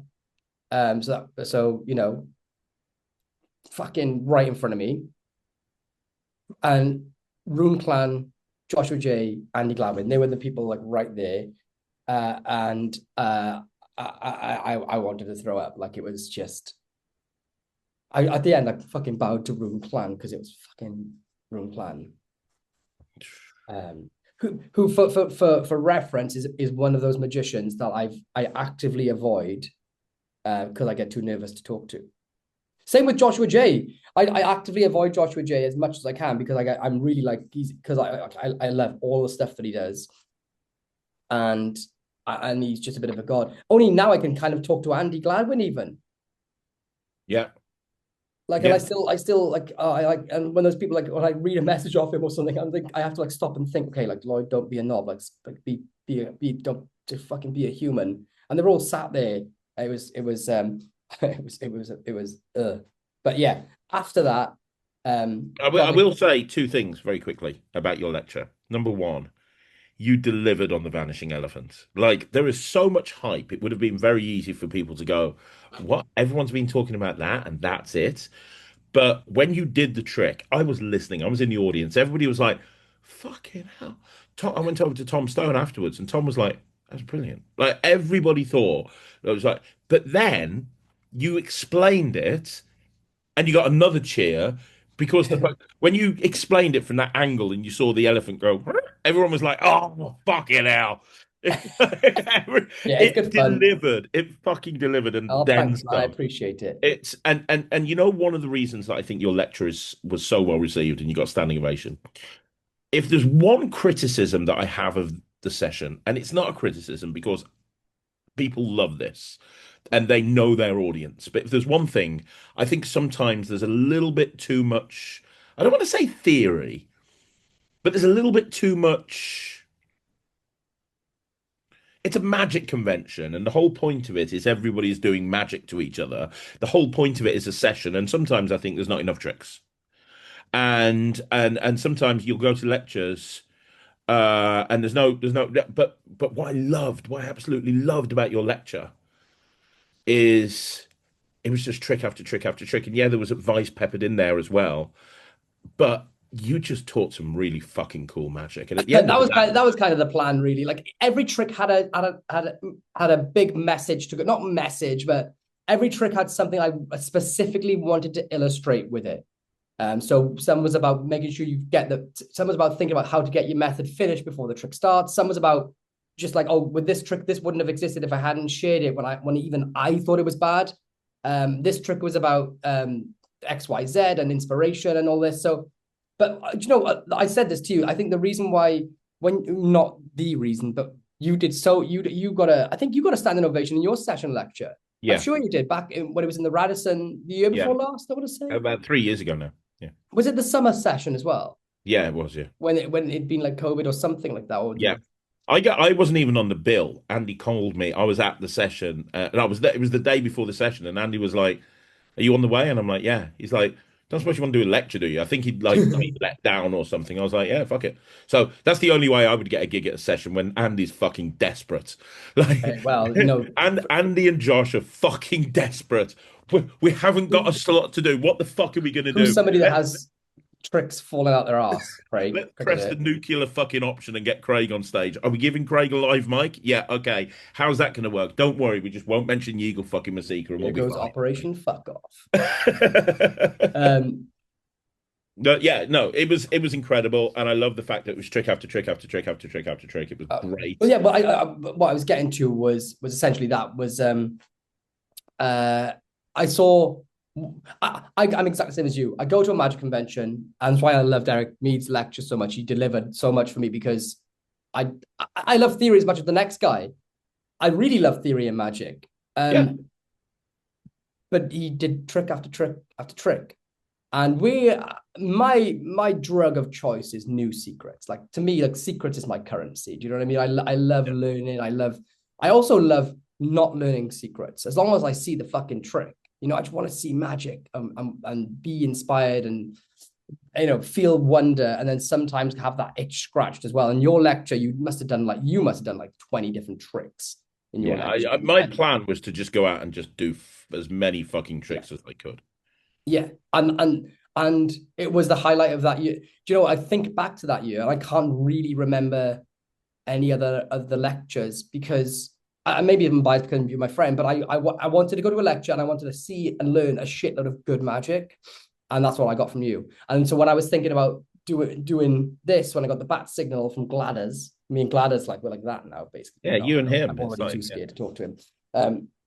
But when I got the bat signal, I was like, well, first thing then it's going to be, I think a lot of magic is going to be something important to do, I took that from you, basically. So I'm already stealing from my best mate.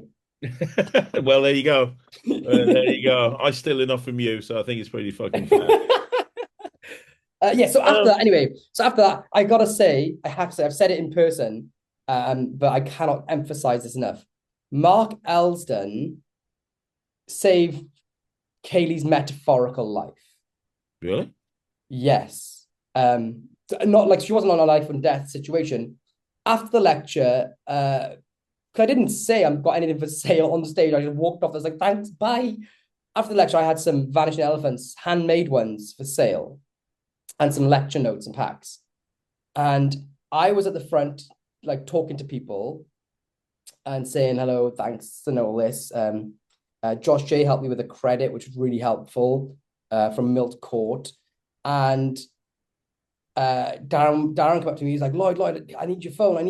Katie needs your phone. I didn't understand what he meant because people were asking for photos and they couldn't get their phones working. I'm like, what? So he was like, oh, fuck off, and ran.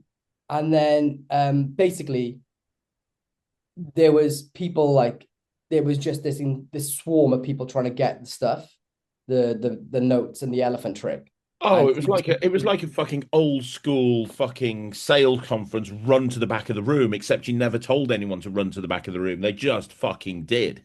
Yeah, well, this is the thing. I didn't even see it. Everyone told me that Mark Elsden was like an auctioneer or like a guy at a cattle market where he was like, right, you put it there. Apparently he was going like, right, what are you taking? Vanishing Elephant, a Doc's Power lecture pack, put your card down. What are you having there? Put it in. Because there was only one paying machine at the time. Mark Elton, and he was just basically going, right, you did this, you did that, put yours there, put that there, put that there, put that there, come back to you, here's your money, and if it wasn't for that, Kaylee would have just crashed and burned. She said over and over and over again, Mark Elsden saved her completely. Like, that would have just gone to shit. That's great. And we sold out in 15 minutes of all the elephants, and then I think we came back with, I want to say, a dozen books because we left them in the car. I think we had like some odd leftovers. We took an even amount of lecture packs, which can only go with the books, but whatever. Thanks to everyone that supported me and turned up for the lecture and got up early out of bed. Even Laura London, who was going to go home the night before, booked a room, an extra night, and then and then got up early, which he never fucking does, to come to the lecture. So thanks to everyone. Like, thank you, everyone. Like, That's actually something worth noting as well. You mentioned Rune Klan. I mentioned Tom Stone, Nicola Arcade. The amount of people that are huge names, that would be highlights, that would be headliners at any other convention, and they're just there, just bought a ticket. You can just hang that's the out with thing. them. This was always the thing of the session, is that you get to be around intimately with the greats of magic. And that's what I think is the USP of the session. And I think the new location is just so good for that. Yeah. So I missed the next lecture because I was just, in the minutiae of everything. It was a session. It was like a Sunday. So Louis Olmedo. Yeah, I completely missed that. That was kind of my dealer room time. I went around the dealer room at that point. Tim Hill, which I really wanted to see as well. I gotta say, Tim Hill, big shout out to Tim Hill. Vanishing Ink had their dealer booth up the entire time, and he was working it like a pro. And he had his coin thing, which I never actually got the first time round. Have you seen his coin thing? He's got the most amazing coins across the glass. Have you seen it? Yeah, I went up to him and said it. It was just It's just fantastic. fucking insane. It's just so fucking good. And I was like, Tim, that's just so fucking good. And he was just, and he's so humble, and yeah, Tim Hill was amazing. So good. Yeah, well, and he gave me some great advice. We were chatting, just like literally, he was sat in the front row for my lecture, and I was having a little before. And he really helped calm my nerves down, and he just said, like, just imagine, like, that it's just the front row, and he's like, they're magicians, they want to see this stuff and just have fun, and it literally, like, actually, like, soothed me before I went on stage, like a child. I was like, oh. So I missed that because it was like 15 minutes after my lecture, so that was right when everything was chaos. And then we went to the Taylor Hughes lecture, which at that point I think I'd just gone to the room to decompress after all the sales and stuff. Did you catch the Taylor Hughes lecture? I caught most of it. It was very good. Yeah, it was What very happened in good. it, man? I honestly can't really remember it, but I remember liking it. I can't remember that much. I remember very much liking it, though. I was there for the majority of it, and I remember very much liking it. But the problem is, when it's such an intense 3 days like that, it all blurs into one, and I couldn't really tell you one thing that he did. All I can tell you is my feeling when I came out, which was like, that was really good. Good. Yeah, I don't mean, sometimes I go to a lecture, and if you were to ask me what happened, I'd say I have absolutely no idea. And if you ask me if it was good, You I'd know say, what I yeah, will say. You really know what good. I will say, and this is probably not the time to have this conversation. And Oh maybe we God. need to do this on a different video, a different podcast. But I do think the whole concept of lectures is flawed in magic. Do you? Ryland, in a way, and the reason I say that is because Ryland doesn't like going to lectures. He fucking loves magic. He loved your lecture. He doesn't really like going to lectures. And I was having a conversation with him. I went, why not, mate? But I know you love magic and you're constantly learning new magic. He's like, well, I'm sitting there. It you it's too dark or anything to take notes, so I can't take notes. So if they show me a trick that I really like, there's no way I'm going to be able to remember the method because it's normally like 5 or 6 phases and blah blah blah blah blah. Because they want to teach lots of magic, they're Mm. rushing through it. And even if they were doing it slowly, I can't write anything down because I mean, it would look really weird if I was making notes or I had an iPad up and I was making notes and I can't film it. And when I come out the lecture, there's no way I'm going to be able to remember it. So if I see something I like, the only way that I'm going to be able to learn it is by buying it. And so I end up just sitting there for an hour watching a couple of really cool tricks and then listening to an explanation and thinking, well, this is not going to do anything for me unless I actually spend money on buying the thing afterwards because I'm never going to remember the intricate points of the trick that they're teaching. And I'm like, you know what, mate? I haven't got an argument for that. I agree with you. Like, you can't like learn realistically a lecture. The whole point of it is you sit down and you want to learn this person's tricks. And we've all been, I remember the session a couple of years ago, and I went to see David Stone, and I was a bit disappointed with the lecture. I think I told you at the time, because it was a dealer den. Oh yeah, I'm so against And there was dealer. nothing. It was just a deal. It said, right, this is this. This is the gimmick. This is how it works. You can get in the back of the room. This is this. This is the gimmick. This is how it works. You can get in the back of the room. This is this. This is the gimmick. You can get in the back of the room. And I've always said, I don't like dealer dams. I actually prefer seeing somebody lecturing on something that I don't have to buy anything. Yeah. But then I kind of think to myself, and that's what I've always done. When I do lectures, I'm like, let me show you this thing that you can't buy. You're not going to be able to buy it from me. I felt bad because my Blackpool lecture was exactly that. I didn't have anything, everything in my lecture, you could do it there and then. But this one I had the vanishing elephant, which I kind of felt bad about. But also I think people, I didn't feel too guilty because it was an exciting sort of thing to share. Yeah. But I'm with you on the dealer. I'm with you on the dealer dam stuff. I do have a thought on it, which is at least with the stuff that I think sometimes it can come down to bad. Not I say it in the loosest terms. But sometimes a lecture will come up and they will show you like a 12 phase coin matrix, and there's no way you can remember the coin matrix. So when I do really do lectures, I try to without being arrogant, but I bet you could probably recall every single method from my lecture.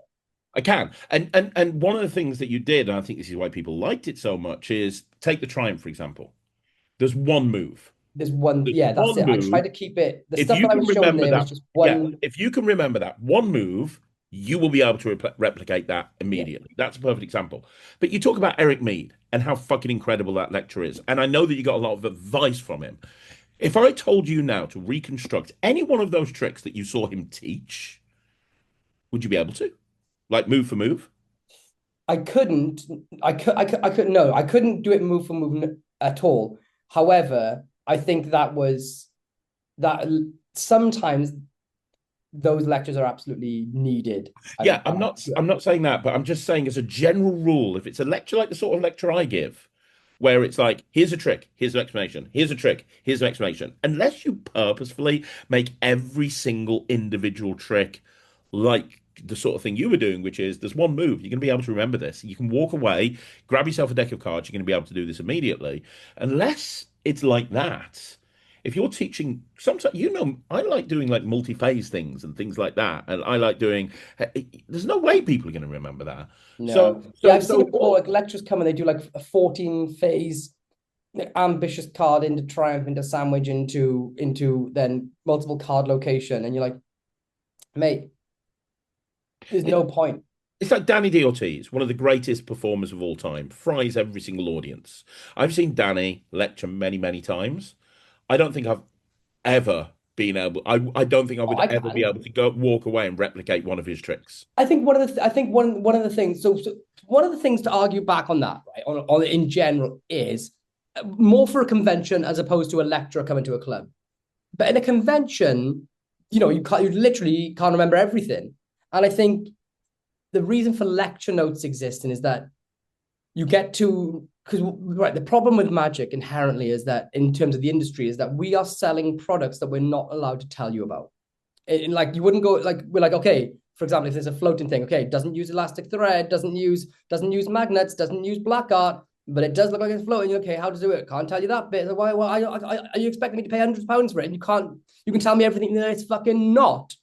And what the beauty of going to a lecture, at least at a convention, is that they sort of go, right, these are the effects, these are how they work. And then you can go, right, I will do that because I like the method. I can fit that in. Now I can invest and put some time into it. I'll pick up the notes and I can then go home and study. It's like it allows you to be in a place where you can actively see behind the curtain without being fresh, without having to pay for the method first. Yeah. But if you book someone to come to your magic club and they just turn up and they just do, a total of 120 phases across 10 different tricks, it's a bit mental, Yeah. Either they're doing it to brag or try and show off, or they do it because they want to make sales. Yeah. Yeah. But also some people, that's the stuff they do. Hey, this is my working repertoire. What is interesting though is that I can't think of a time where I've thought about how would you change up the status quo of a lecture in general, which I think is crazy interesting. Like imagine, for example, there was everyone had a red paddle or a blue paddle, and it's like, okay, I'm going to show you guys a trick. I'm not offended if a lot of you want to learn how it's done. Hold the green paddle up. If everybody's like, nah, that's not, we kind of get that one, let's move on. Because sometimes you see a lecturer who'll show the audience an effect. They'll spend over half an hour teaching it in a 1 hour lecture, and everybody saw her. It's a trick that everyone in the audience knew. Well, not that it's about just knowing the secret, but they weren't going to glean anything from it at a deeper level, even. Yeah. And you're like, fuck, we've got like 20 minutes left. How many times can you think of magicians that have done that? Like, oh, they spent 45 minutes on the thing that they're already known for, that we've all learned. Yeah. Yeah, that's it. I've seen that 1,000 times. So have I. I think it'd be an interesting discussion to see how to change up lectures, how to make it a little bit different, how to, change up the way. It's been done the same way for God knows how long, since the 1920s, 1910s. Somebody comes out, does some tricks, teaches how the tricks works, maybe throw in a bit of theory and a bit of opinion on stuff, and then that's it. End of. Buy some lecture notes if you want. There's got to be a better way of doing it. I don't know, is there? I don't know. All I know is everything else has evolved over the years, and that hasn't. That stayed exactly the same. Ryland came to my... Did Ryland enjoy my lecture? He fucking was on the edge of his seat. Do what I do. I'm fairly convinced the reason you got a standing ovation is because of Ryland, because he actually was standing up and clapping before you'd even finished, and he was on his chair going, yeah! And everybody was like, oh, look, there's a little special needs kid over there. We better... I don't know. Oh, my God. Fucking hell. No, I don't know. I think I'm fortunate, right, that I've been to conventions for 20 years. I've seen all over the world as well, like from South Korea to America and fucking Berlin, Philippines and shit. Like, I've seen so much magic, so many conventions, so many lecturers. It's a lot easier to put a lecture together. I'm basically just copying all the good ideas from other lecturers and looking at what I think is bad about the lecturers and put it together. That's why you did so well, probably, because you've been in the game so long, man. You've learned, you've seen all the good tips, you've learned all the bad habits, and you've just managed to put it into one lecture, just keep the good. So I don't know. And I think, the other thing is, I think that magicians like to see good fucking magic. I think that if you do a lecture and you perform the trick and it's a trick that everybody likes, that's why I like lectures where the effect is, look, let's be honest, there's a million different ambitious cards. And some of the ambitious cards are really freaking clever, and definitely worth publishing and definitely worth teaching. But if I go and see a lecture and the first trick they're going to do is a 5-phase ambitious card routine, I'm not going to be as excited as somebody who's going to come out on stage and just go, right, this is Nelly the elephant. I'm going to fucking vanish, little fucker, right now. Oh, look, it's in the peanut stand. Like, that's different. That's unique. That's something I've never seen before. And I think that's what you need in a lecture. You need something that people haven't seen before. I'll tell you the one thing that I did put thought into. Josh at the beginning was like, what cameras do you want? Where do you want to be?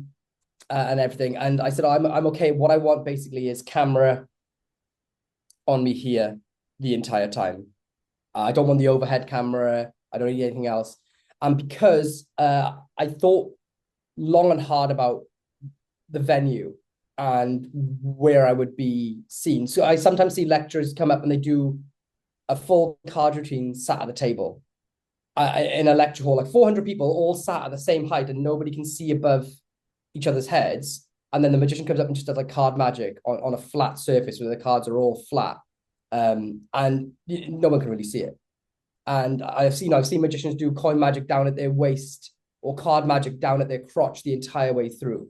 And when I perform, really, I don't do a lot of, pretty more now. I don't do a whole lot of magic that's like this level, because I do close-up stuff. But I made sure that every trick, or almost every trick, was done, was framed here.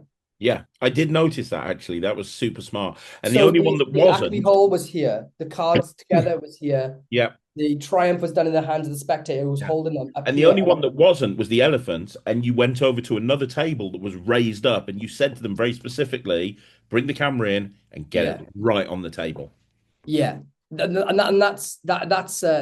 was by design. All of that was by design because I knew the room. Not I didn't know exactly what the room, but I knew that lecture was essentially going to be people looking sort of up at me.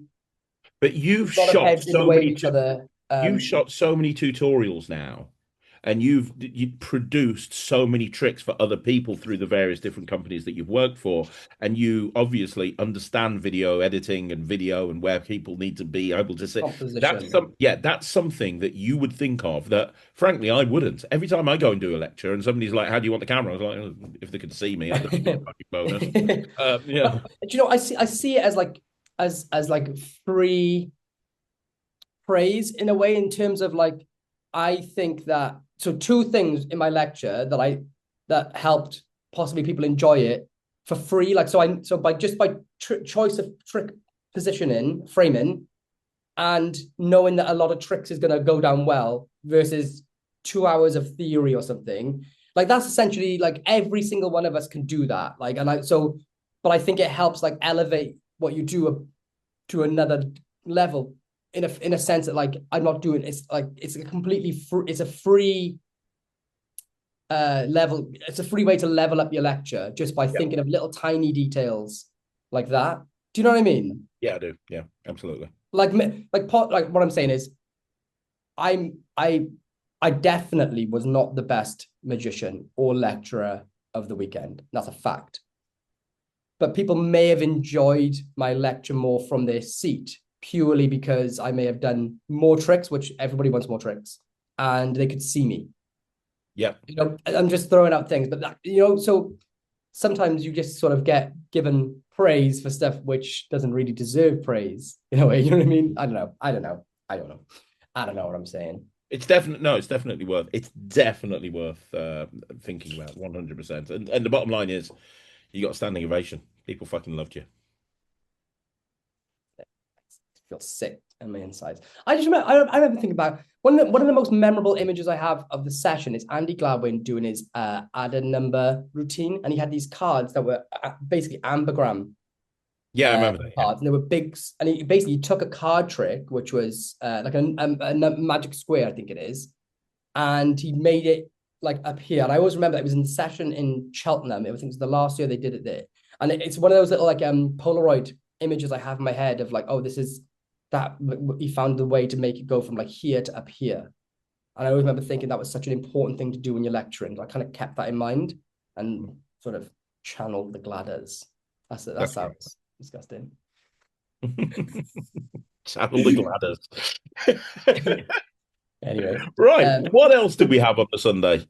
We can talk about the dealer hall in a minute, but there was, can you remember? So there's 3 more events. There was the PIF Guest of Honor event, which I think it was a Q&A, which I skipped over because I wanted to then spend the next few hours in events, which was the Luke Jamay lecture, and it finished off then with the PIF show. Did you see the Luke Jamay lecture? No, I was told that he was not very well and he soldered through. I wanted to see it. He was sick. He's one of these people, man. It's fucking annoying. He was sick and he crushed it. Like, because Kaylee was sitting next to me, and I was like, okay, this lecture is going to be like one of the best. And so he did a performance first of like 30 minutes, I think it was, or 20-minute performance. And she was just like, oh my, like, her jaw was, and it was tailored more to lay people. So I think it really, really worked for Kaylee. Like, I'm a Jamay fanboy. I struggle to have a conversation with him. Like, he's so up there to me. So me and her were just like the whole way through. And then he started explaining it, and he was a bit off. But he came up and he said, basically, I'm really fucking ill. An hour ago, I wasn't going to do this lecture. And we both sort of looked at each other like, if this is what the guy's like when he's sick. Do you know what I mean? It was like, fuck, there are some people who are just born to be on that stage. Well, we've talked many times. Luke's the best. He's the best. There's no argument. It's like, it's the voice of God. Yep. But he did it, dude. Ryland should have been there, man.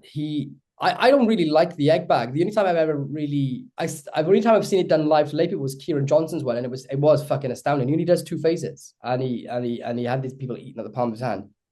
But Luke did this egg bag routine, which is his, and I was like, I literally watched it with Kaylee, and we were talking about going home. I was like, I would actually consider doing the egg bag for real after seeing his. Like, it is so not my style. And that's what I love about Luke. You know, he takes the classics of magic. I mean, it's insane that we're talking about Luke DeMay. I guarantee you, you wouldn't have a fucking clue how it was done. Well, I don't. Like, he took my favorite fucking gimmick, the flipper coin, and fooled me with it. Like, I mean, that tells you everything you need to know. But it's insane to me that we're talking about how he's one of the best living magicians in the world, and he takes classics of magic and he makes them better. When a couple of years ago he was only known as a fucking mentalist. It's like he's like, I remember seeing this film with Goldie Hawn. I still think it's actually David Jemay on that stage, which is his evil twin brother, and that he was booked for a mentalism gig, got injured in a car crash. Luke did, and instead they had to send a replacement who was his secret twin brother, who's way better at magic than mentalism. Got way better reactions to his magic, and instead they kept Luke in a coma, in intensive care, and that's where he's remained. That's one theory. My theory is: have you ever seen the film Death Becomes Her? Goldie Hawn and Bruce Willis, and and they're old, aging, fat Hollywood stars that we used to be like fucking amazing, and they do this pact with the devil or something, and now they're young and youthful and talented again. I just think he's done some sort of pact with the devil, and he's like right, okay, fucking, I've done mentalism. I'm the greatest living mentalist in all time. Now I'm just going to fucking immediately, with no fucking effort, be the best magician of all time. Like, there has to be something there, because you can't do that. You just can't fucking do that. And it's not fair that he can do that. There has to be a reason behind it. He has to be. It's just fucking ridiculous. It pisses me off, Frank. He pisses me off. But dude, my favorite, I think probably my favorite trick from the lectures of the convention was Luke's magnetic knives. Oh, okay. He takes cutlery knives, like butter knives, does card locations with them and stuff, and then he magnetizes them to his hands. And then he's like moving his fingers, and they're fucking stuck there, and he's passing it from hand to hand, and they're fucking stuck there, and it's impromptu. Wow. Fuck. Wow. Yeah, because me and Katie were like, what is that trick? When he was performing it, we were both like, and we were sitting next to Daniel Mays, and we were all like, whoa, what the fuck is that? Thought it was going to be some sort of insane gimmick and method. Every one of us couldn't figure it out at all. Fully impromptu. Wow. Yeah. And he was ill. I mean, yeah. I think he finished his lecture like 20 minutes early, but he had an hour and a half spot anyway. So he went over an hour. We got more than enough. Yeah. And he was ill. Fuck me. Yeah, I know. He said he wasn't even going to do it. That's a pro. That's a pro and right then there. The PIF show. Where the fuck to begin with that, man? What? It was just complete and total fucking chaos. It was just chaos in the best possible way. From start to finish, it was fucking mental. It starts off with a fucking movie fight scene of Piff as Piff the dragon kicking the shit out of people in a subway. And that set the tone for the rest of the fucking thing. He came out. I don't know where the scripting ended and the ad-libbing began. Yeah. Like the opening trick was like or one of the very first tricks that I remember was this card that was lost into the deck. And he got his the girl, I can't remember her name. I'm so sorry. His Jada Simone, is it? Yeah. To do the splits on top of the deck, jump down into the splits and then the card comes out of her mouth. It's not under her anymore. It's just fucking ridiculous. It's just fucking ridiculous. What I think we were lucky about was that he was doing a lot of work in progress stuff for the new show. He was testing stuff out, and everyone in that room got to see something they'd never see in a normal experience. They got to see him working new material, fucking things up, having fun with it, showing what happens when you forget a line and just rolling with it. And that was half a performance, half a like a lecture of what one of the best in the world does, in the sense of like, yo, this is how you handle it. This is what you do. And I think people could learn more from that than they could in a lot of other parts of the Oh my convention. God, It's it fucking was brilliant. incredible. It was hilarious. And how he dealt with the whole dog thing. Oh my God. So funny. And you know, if you weren't there, Ryland went up on stage. He needed a kid, and Ryland went up on stage, and he must have been on stage for about 15 minutes with Piff. It was hilarious, dude. And part of the shtick is that like Piff acts like his audience members are fucking him over, and getting things wrong. And there was a point where he was like, oh, Ryland was doing something. He's like, no, do it like this, do it like this, do it like this, do it like this, do it like this. Oh. And he was like, you're just like your dad. I'm like, oh my God, he knows who you are. What the fuck?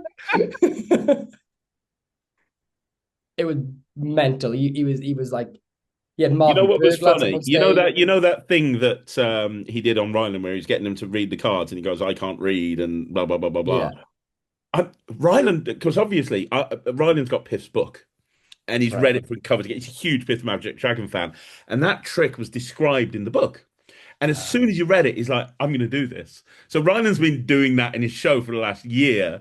And then to go up on stage and have Piff do it on him was absolutely hilarious. Send Piff a video of that. Huh? You need to send Piff a video of that. Yeah, I will do. I think I'll send it to him. It was just so funny because Ryland knew exactly what he needed to say and do in that scenario. It was the definition of just straight up not giving a fuck. Oh, he didn't have a single fuck to give. He just and the show was incredible. I mean, he got a standing ovation as you would expect.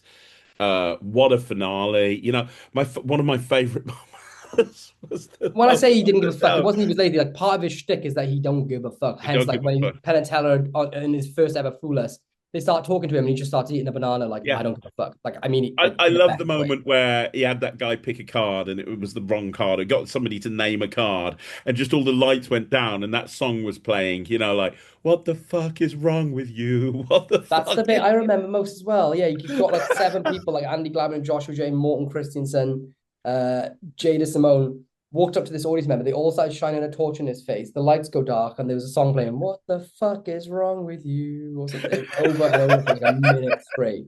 It was like very X-Files feel. It was so strange. It was so funny. I was there pissing myself laughing. Brilliant. It was so good. It was so fucking good. Marvin Burglass obviously got on stage. He just doesn't give a fuck. Like he was taking the piss out of Marvin, but he was taking the piss out of fucking everybody. It was. And then, dude, after the Piff lecture, I went up with one of my heroes, Angelo Carbone, and so like you can imagine, like the style of magic that I created very much leans on the work of Angelo Carbone. You know what? I was just before you say this, every time I see you do the Vanishing Elephants, I keep thinking to myself, this is something Angelo would have created. Yeah, 100%. Yeah, 100%. But I've talked to him once or twice in passing. We've chatted on Messenger a few times. He's another one of those people that I absolutely brick myself when I see him, and I just go the other way because I can't. He's just on a pedestal. So, but we made sure to make time to sit down this weekend, and he showed me a couple of things. First of all, he showed me his new effect that's coming out this year, that he's been working on for so long. And I got is that the airplane? Real experiences ever because I don't want to say anything about it. Is that the airplane though? Just say it's the airplane. I don't want to say anything about it. Okay. I don't want to say anything about it. But I sat right in front of Angelo. He showed it to me. And it was real magic. I just watched it. And Kaylee was next to me too. We were both just silent. And he showed it to us again, and I had no fucking clue. Then he showed us the method. And we were just like, I was just like, that's why, like, that's why.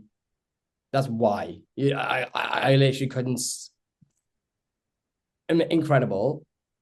But then he did something that melted my fucking mind, dude. Or he broke a white whale for me. So I talked about how in the lecture with the Vanishing Elephant, as a kid, I'd seen this Vanishing Elephant trick that Siegfried, and I didn't know who it was, with Toy Elephant and playing cards. And I'd been trying to track it down / learn it or replicate it ever since. Went to Liverpool to the Oracle Bar, saw one of the best performing magicians in the UK or ever.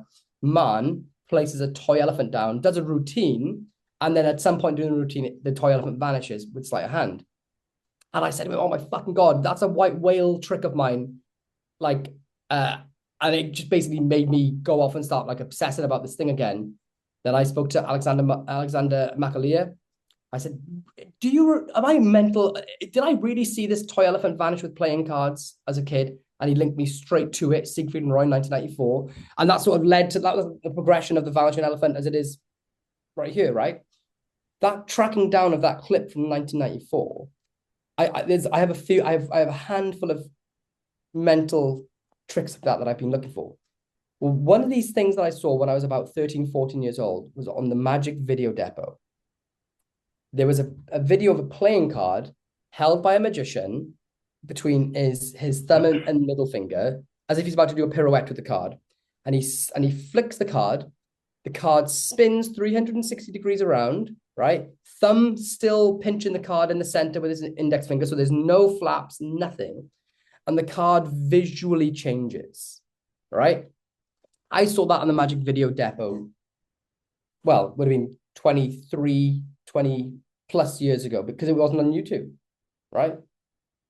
I was 14 years old. I'm pretty sure I was 14. Oh no, was it 2000? 2008, Angelo put it on YouTube, right? It's only a 30-second clip. What does he call it? There's a name for it. I can't remember the name. Like I said earlier, I'm bad with names. And at the time, I'd gone on to like magic forums. I was trying everything to find out how this trick works, right? As you do. Never learned. I had a rough idea of kind of the loose mechanics. So I was telling Andrew, I was like, one of the reasons why you're such a god to me is like, for like 2/3 of my entire life, I've been watching your tricks, and a lot of them I don't know how they work, and some of them are white whales in terms of like they are tricks that I think of quite a lot because of how unique they are. Like it wasn't just another flat color changing gimmick card; it was completely bright. Anyway, and he's like, "Oh yeah, that one, yeah, that one. Let me show you the method." After all my life, all my adult life, my whole club as a teenager, my adult life, trying to see the method or learn it, and it did not work how I thought it worked. And it was so much better, so much more surefire, so much more fooling, and so much smarter. And right there and then he pulled the video up on his phone and showed me the method that I've been searching for since I was literally a teenager. Wow. And bucket list shit. That's amazing. Bucket list stuff. Fuck. Yeah. Cool. Yeah, man. It was. I'm still like. I'm still like taken aback by it. That's amazing. That's fucking amazing, man. Yeah, it was just so. I don't know. This is the type of stuff at like magic conventions that's why we go. Yeah. Is what people can't. Normal people in their day-to-day life, they don't understand what it is we love about magic, or can't understand why we're so obsessed. It's those little moments there. Is hearing Eric Mead say he wanted to end that routine clean, as opposed to the gimmick in hand, and be like, oh, brilliant. Seeing like Morton's ideas. You keep talking. I can hear you. I'm just needing to plug my laptop in. Keep going. I can hear you. And I can talk to you. I think he's probably just. I think Sarah's on the other side of the screen holding a sandwich for him, and he's just leaning over like a brontosaurus and just taking bites out of the sandwich for him. But yeah, no, for me, it's all about those little moments. It's the moments between the cracks, or it's the moment between the bricks where, if you say the bricks are the lectures, and it's those little. It's one line in a lecture, or it's one part of a method, or something that you've been dreaming of or searching for decades, and finally someone shows you, or it's the first time you see something, and it's the new obsession for the next 20 years of your life. Yeah, that's the reason why people have traveled from all over the world, spend hard-earned cash and miss time away from family to spend a weekend in an airport hotel and just create real memories. Yeah, totally Amazing. agree with you. Yeah, Session smashed it out the park. It really fucking did. Hmm. We should quickly talk about the dealer hall. You don't go to the Session to go to the dealers. However, I do think this was the best dealer hall that I've seen. I only got a chance to see three things. So can you run me through everything? Okay, so the stuff that I saw that I thought was really good. So first of all, James Keatley. James Keaton was there doing his thing. Incredible. All of his He shit is just so good. he's the first trick in my video, in my session video that's gone up yesterday of the best tricks in the convention. He's the very first trick. He's Yeah, one of my favorite tricks. he's incredible. He's incredible. James Keatley is somebody that when you go to a magic convention, you go and see him first because he's going to have something ridiculous. He's going to have something clever. He's going to have something that you can't get from anywhere else. And it's all Um, physical handheld, like gimmicks and stuff, not, yeah, you know. yeah, and he's put so much thought and effort into it. You had Sven from Vorsten Bosch and Green Lemon at the booth, and he has and I filmed a video for him there to say this, and this is true. He had the best fucking chop cup that I've ever seen. Nobody is ever going to be able to create a chop cup that's better than this. So basically, it's this chop cup. He calls it like the utility cup or something because it's interchangeable. So that it's made out of metal. You can get them in stainless steel, or you can get them in aluminium, depending on how heavy you want it to be. The bottom unscrews, and you can make it whatever you want it to be. So you can put a magnet in there, but you can change the magnet strength depending on what you want the cup to be. And then when you screw it back in, now it's the perfect strength of a chop cup magnet. Or you can take it out and you can put a different gimmick in, so it becomes like a slot box in a cup. So you can do like really cool coin manipulation using the cup as a slot box. You can take it out, you can turn it into a rattle box in a cup. So if you do like the Rudy cup, the Rudy cup stuff, you can do that sort of thing with it. You can change the outside color and you can have different sleeves. You can get a solid cup finale that will fit into it and build into it that is just pure solid. And that's the thing he was demonstrating, where he's got this cup, he's taking this ball, he's putting it under the cup, it's vanishing, it's reappearing, it's doing all of this crazy stuff. And then you have them pick up the cup and it's solid as a rock. Yeah. And it's And it's complete. heavy. It's 2.5 kilograms of weight, and it's there's no mouth on the cup. It's just a piece of metal Yeah, essentially. it's ridiculous. So it's like the Takamizusui, not Takamizusui, Shiego Teagi solid cup, but even better. Oh Um, my god, and it's heavy as shit. Well, so Sven's company is called Vorst and Bosch. yeah, They've been running for a couple. It's fair. I got me and Sven go back years and years and years. His family are the upholsterers for the royal family. wow. So everything they do is of well, literally royal family quality. Like they are the best made props in the world. And Yep, uh, if you see his stuff, you'll know but why. you're not good. I hate to be hyperbolic, but it literally is like some of the best made quality materials in the entire fucking world when it comes Yeah, to leathercraft and chop cups and things.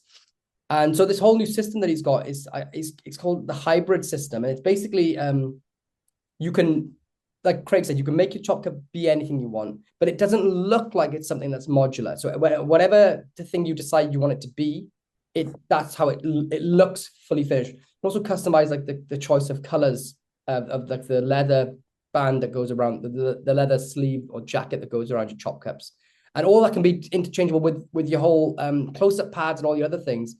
Plus, you want to go to see his premium magic store in the Netherlands because it's all like mahogany, smooth built wood and handcraft. Like everything about it, kind of like if Ollivander's was a real magic shop, it would be Vorst and Bosch. yeah, But yeah, their whole system is an absolute game changer, man. yeah, yeah. Game That was changer. that was It's in my pretty. video. The reaction to Darren Close seeing it is in my video Yeah, because well, he's like, "What the you have fuck?" to He go doesn't and see even Lloyd's clock that video. it was fully solid at first. Yeah, it's so good. It's so good. And Ryland got himself one of those because he does chop up a lot. So he got the whole system with the What's the Luke solid. Osland thing? Because Luke briefly told me about it, but you've gone ahead and pre-ordered it too, right? Yeah, so Luke had two things out, and I got both of them.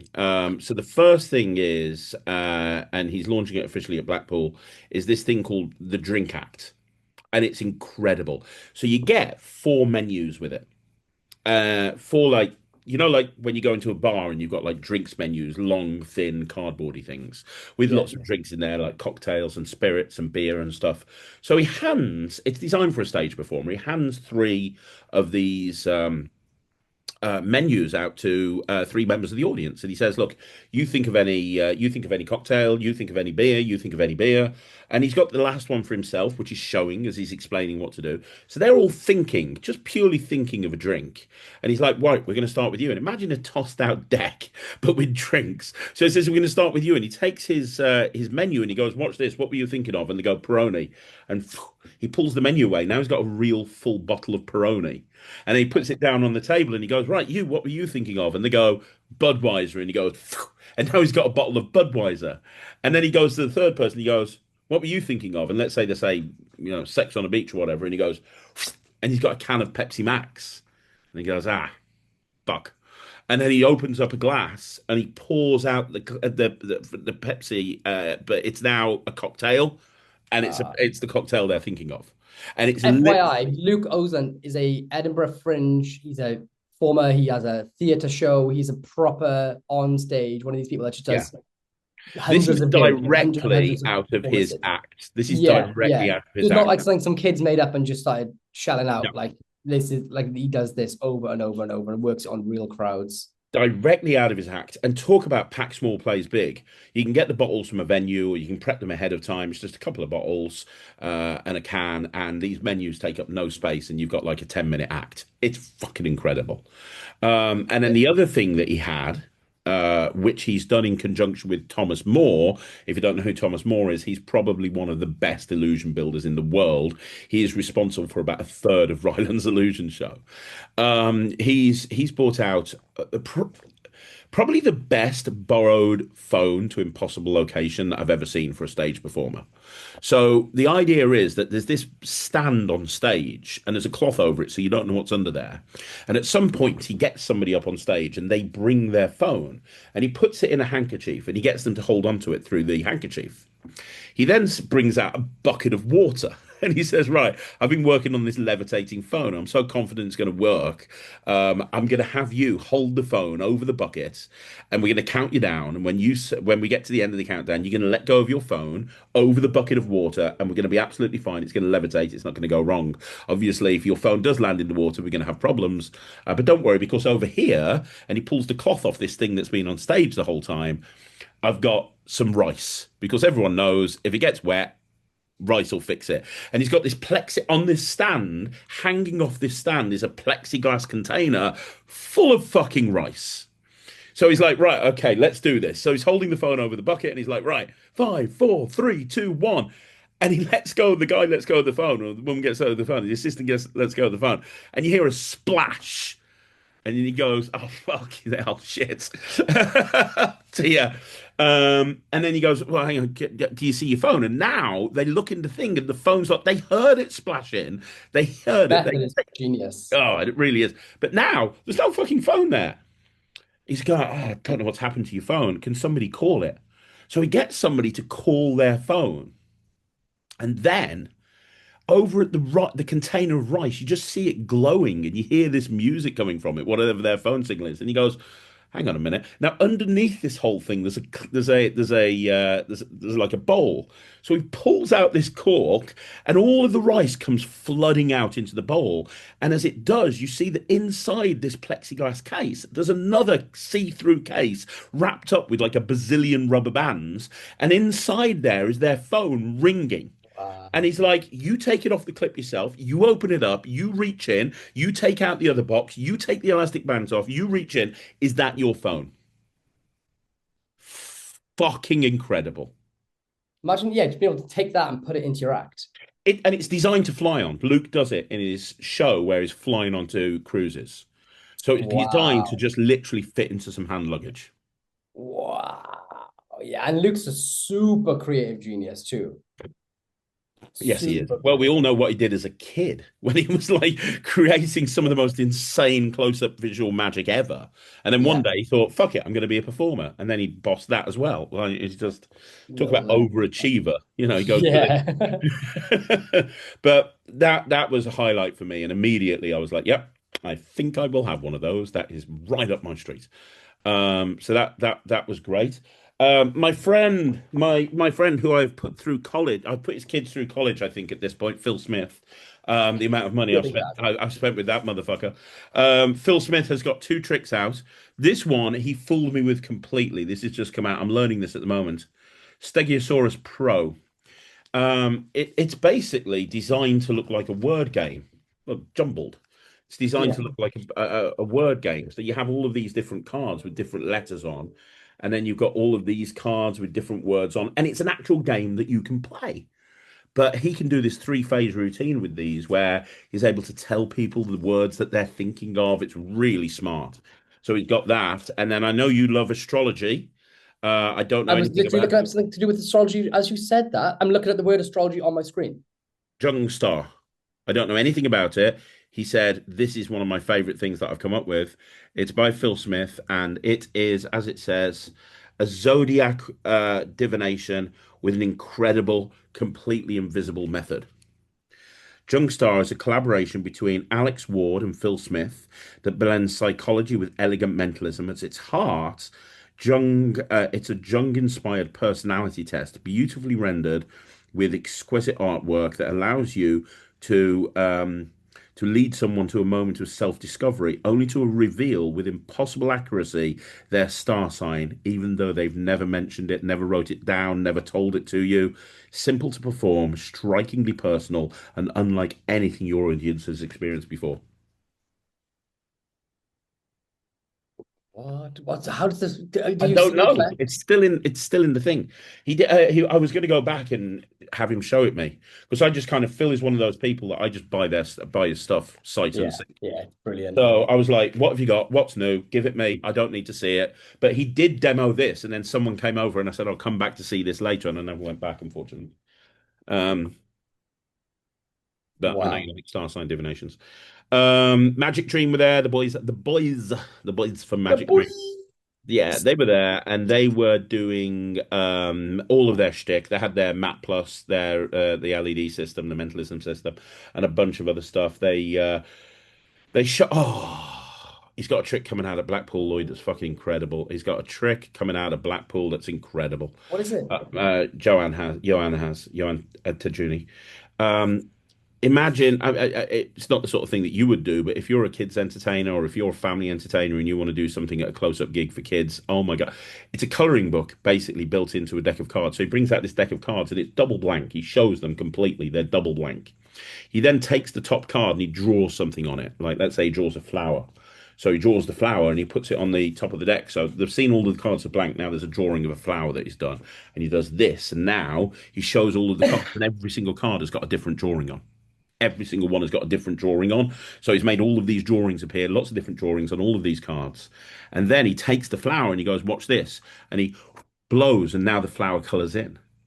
And then he puts it on the Whoa. face of the thing and he goes, watch. And now when he goes through and shows all of the cards, now every single one of those drawings is colored in as well. And so they've all colored in. It's like a coloring in book, but with a deck of cards for close-up magicians. Wow. Do you know, the one of the things I've seen was, and basically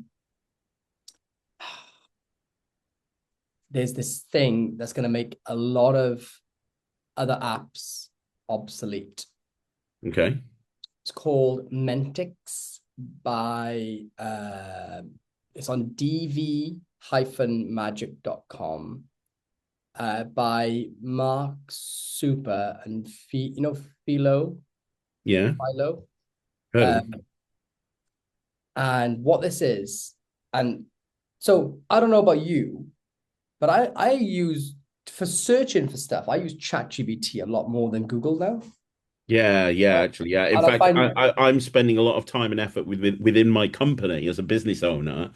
We've always focused on SEO because we want to be in the page one of Google, and we're still focusing on SEO. But now we're doing SEO for ChatGPT. So we're trying to make it so that when somebody types in, who would you recommend as a magician? It comes up with my company. Who would you recommend as a kids entertainer? It comes up with my company. So we're really trying to, and that's the big thing that business owners are trying to do at the moment. It's great being at the top of Google, but it's even better if you can be recommended by ChatGPT. so right, and almost everyone I know almost everyone I can think of you are adopting and adapting to ChatGPT because it's so simple, right? I need to do my digital ID. I don't want to do my fucking. I don't want a government one ID. I'll never get one, but I have to verify my ID for my accounts for my company. So the way to do it without getting a digital ID is to go to the post office and do that. This time last year I would have used Google to ask about what the to find the information page. But today I just use ChatGPT to be like, what do I need to take with me to the post office to verify my ID? Right. I use it for all these things that I would normally use Google for. So it doesn't take a rocket scientist to think that someone's going to make ChatGPT effect, right? And I've seen ChatGPT basic effects. What this Mentix thing can do and does is a new standard in magic. Okay, basically you can have it do first thing he showed me was he was like I'm gonna force Paris on you. Okay, so Lloyd, name a number between 1 and 100. I said 76. He said, okay. He opens up ChatGPT and he says, hey, ChatGPT, give me a list of 100 cities in the world. 76 was Paris. Right? Because ChatGPT is great at generating lists. It's fucking phenomenal at generating lists. So now you can use it to force things within lists. Next thing it can do is if you have someone say, you could say to someone, search for something, anything in ChatGPT, and you can and with that as well, they can ask questions related to that thing as opposed to just searching for it. Now you can pick that information. Wow. And you can also use it to input information, not just within lists or anything else. So if you were like, if you knew that somebody had picked the 3 of clubs, you could say, hey, ChatGPT, do you know anything to do with personality tests? And this is actually using the real ChatGPT, right? So it can say, yeah, I can give you a personality test, and it can go through these things. And it's like, based on your personality, would you like me to try and guess what type of card you would think of, or what type of drink you like to drink, whatever it is you want to like force or reveal? It can now do that too. That plus a whole load of other shit. It literally legit just looks like ChatGPT, like full on 100%. It also has it can do the talking voice thing as well. Like, hey, let's have a conversation. It's going to make a lot of things redundant out there. Wow. And the reason I'm giving it such high praise is because I've seen attempts at people replicating like GPTs or AI apps in the past and stuff, and they don't look like them. They don't work very well. This thing had me legitimately fooled. Wow. Even for like the list generation stuff and the word peak and the word reel, like those are the 3 quick things that that Philo showed me, and it was like, oh my god. And then I was like, oh my god, what the fuck? I could use this for like what the fuck, It was scary. Wow. Apparently, it was put out a couple of months ago, and nobody really. I don't think they've marketed it very well at all. Like, I don't think they've done. I said this in the last episode. Oftentimes, the best tricks that are released go totally under the radar because they do a good enough job of promoting it. Some people don't like promoting their stuff because they feel like and that's fair enough. I get that approach. But dv-magic.com, and there's Mentix, MENTYX. I'm going to go on there now. dv-magic.com. So D for director, V for Virginia -magic.com, and it's called Mentix. So MEN like mental, but MENTYX. Mentiac, the future of magic. The future of magic. And there's a whole bunch of other shit on here as well. That's cool. Awesome. I will have a look at that. It talks to all the other apps. It talks to fucking everything. Of course it does. That's brilliant. Yeah. I'll look at that later. That's great. Awesome. I mean, other dealer stands, iArval were there. They had some of their new stuff, which was very, very cool. They were promoting their new table that they brought out at FISM. What else was there? I'm trying to. James Anthony was there with some sort of app. Unfortunately, I didn't get a chance to see it. He was rammed every time I went over. Oh, But I he know. I had, felt really bad because it needed Wi-Fi, and he was fucking stood in a dead. It was his stand was on a dead zone. oh, that's a shame. I know. So, Uh, oh, fuck. That's a real shame. Chris Cross was there. Big shout out to Chris Cross in terms of his convention. His convention is coming up in April. Is it Uh, in April? I yeah, really, I was meant to go to one before. I think I want to go to it. dude, the lineup that he's got for this year's convention is insane. When is it? Sorry, Uh, not when is it? Who is it? Who are they? Hang on. I've got a flyer in there, but let me see if I can get it. This is an insane lineup. It really is. Um, he was there doing all of his secondhand stuff because obviously he does an awful lot of that. As you know, I'm just trying to. While I'm looking, you have you got anything else to talk about the session? Um, well, James Keatley's stuff blew me away as always. I think if anyone's going to Blackpool this year, get to his stand first because what I like about Keatley is that he makes really well, super clever physical props. He had a bunch of incredible stuff using credit cards. So some really visual magic that uses credit cards, which is perfect because you can use them anywhere. Not as many people carry cash as they do cards or coins these days. And James has really tapped in some intelligent thinking and some really creative concepts to do with those. So James was showing me some of the work with that. He was showing me some secret prototypes he's been working on as well. So that again, that was one of the dealers that always impresses me. And this time, yeah. So Okay, I've got the thing. okay. It's a 3 day convention, 17th to the 19th of April. And there's two evening gala shows. And then on the Sunday, there's a super special kids show. And there's tons of lecturers, tons of dealers. But here's the lineup of this isn't all of the lecturers, but these are some of the lecturers. Chris Cross, Professor Richard Wiseman, No. Simon South, Quentin Reynolds, Luke Jamay, the Oberons, Mark Oberon and his partner doing their full show. What? Oliver Tabor, one of the best manipulators in the world. Me, Oh, fuck off. exactly, fuck that. And on the gala show, you've got people like Oliver Tabor. They've got Magic and Mischief, Ryland and Thea doing their illusion show on the gala Yeah. show. Oh, Yeah, you got the Oberons in the gala show. Luke Jamay is doing the gala show. You got yeah, it's the names they've got, and wow. that's not the full list. The names they've got are ridiculous for a convention no one's talking about. Luke Jamay, Oliver Tabor, the Oberons, Professor Richard Wiseman. What the fuck? Apparently, Richard Wiseman, Luke May was saying they do this like a little like tiny convention for like 20 people, but you have like basically like 3 day workshop with like three big magicians. So it's Morton Christensen, Richard Wiseman, and David Ben this year. It's in Germany. It's called The Gathering. You go to thegathering.de, I think it is.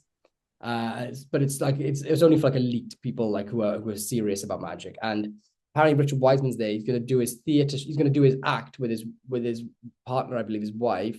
And it's an act that they do it, and then they do it again in the dark with infrared. Wow. Something mental like that, or it's all in the dark with infrared because he's a science-based sort of type of magician. Yeah, Wow. yeah. Yeah, I was like, oh fuck, that sounds good. So I'm guessing he might be doing something like that. That sounds awesome. It does. It does sound So really good. yeah, I mean that convention sound, is going to be amazing. But yeah.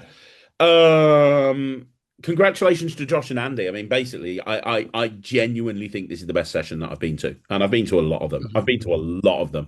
This is the I'm best one. biased because I was part of it, but in recent memory, just for everything other than, and I didn't really enjoy lecture. I'm not a lecturer, but yeah, I think it's up there. The quality of the lectures, It's the what they best were one. doing for the youth, what they were doing for the, like the mesmerizer stuff, the actual location, the sessioning, the stuff that was got, just everything. It ticked every single box. It's exactly what it should be. It was brilliant. It was great. It was just great. I'm trying. I really don't know how they would improve it. I think. Also, I don't know I whether just adding have to more dealer say, I days thought would that be the good or not. staging and the way they did the tech, with the big massive Yes. screen, so much better than what they did in the red, where they had two screens on either side. I just think that They got just so many more everything. screens at the back of the room, the sides of the room, all over. Do you know the only thing I think they could improve is slightly would be to angle up the audience somehow so that the chairs, so you're not level somehow, maybe tiered seating if there was. I don't know if that's a possibility though, because it would be a bit of a it would be a bit of a military operation. But if they could Oh, tier the I'm sure seating there's a slightly, way to do it. All Andy needs to do is just dip into the millions. He's probably got enough to buy some tiered seating down the bottom of his couch. Just reach down the back of his couch, pull out 100 grand, get some tiered seating struts, and Andy get a. Gladwin jerks off into $100 bills. Do you know what I He mean? fucking does. He does. Right, we'll do that, and then we'll just give them some slabs of wood, put under their chairs, and Exactly. all quite. Exactly. Let's say, just fucking. He's so rich, he could just buy everyone a periscope. No, it's phenomenal. I don't know whether adding more dealers days, like more days of dealer, because the dealers on day I actually quite 3, like at the session that but there's then only but then one would it day. lose its sort of, I think I think I like it the way it is. Just one day of deal. I thought the dealer room was better than ever before. I thought that there was a lot of really good dealers there. I thought that, and speaking to them, I think a lot of them did really well. I think you're going to be seeing them again next year. So I just, Oh, yeah, one thing that was great, they give you this year they give you a free book with some tricks in it, and a free deck of cards and a free metal card clip. and that card clip is really nice. Yeah, Yeah, yeah. it's got So you're set up vanishing ready ink to down go the straight from side. the moment you walk in. Yeah, it's cool. It's cool. It's really, really good. I can't really say anything negative. I really can't. It's brilliant. Definitely, definitely. If you didn't come this year, then go to next year. But now we move on to Blackpool. The session is done. Well, for our international listeners, that we're going to be doing, they're going to be doing the same Wait, thing I have again. a fucking goal. I have a challenge to Andy Gladwin, and I know he listens to this. Go on. So I shouldn't have said he jerks off at $100 You say this shit, and then afterwards Raise you begin that. to realize that the people were saying it about. Listen. I have like white whale lecturers. Paul Harris is one of them. Another one is Teller. If they can get Teller in, If anybody could get Teller, it's him. And they oh need yeah, to hurry because that guy's going to die soon. Every time I see him, he looks ill. He looks really ill. dude, he's looked ill since the '70s, man. Do you know I what I mean? know, He's but got he one of looks those. even more ill now. I'm fairly sure they're propping him up on stage. I think there's something about like Piff going and doing a show with Pop. With Penn Jillette. I think he's doing that because Penn's looking for a new meal ticket.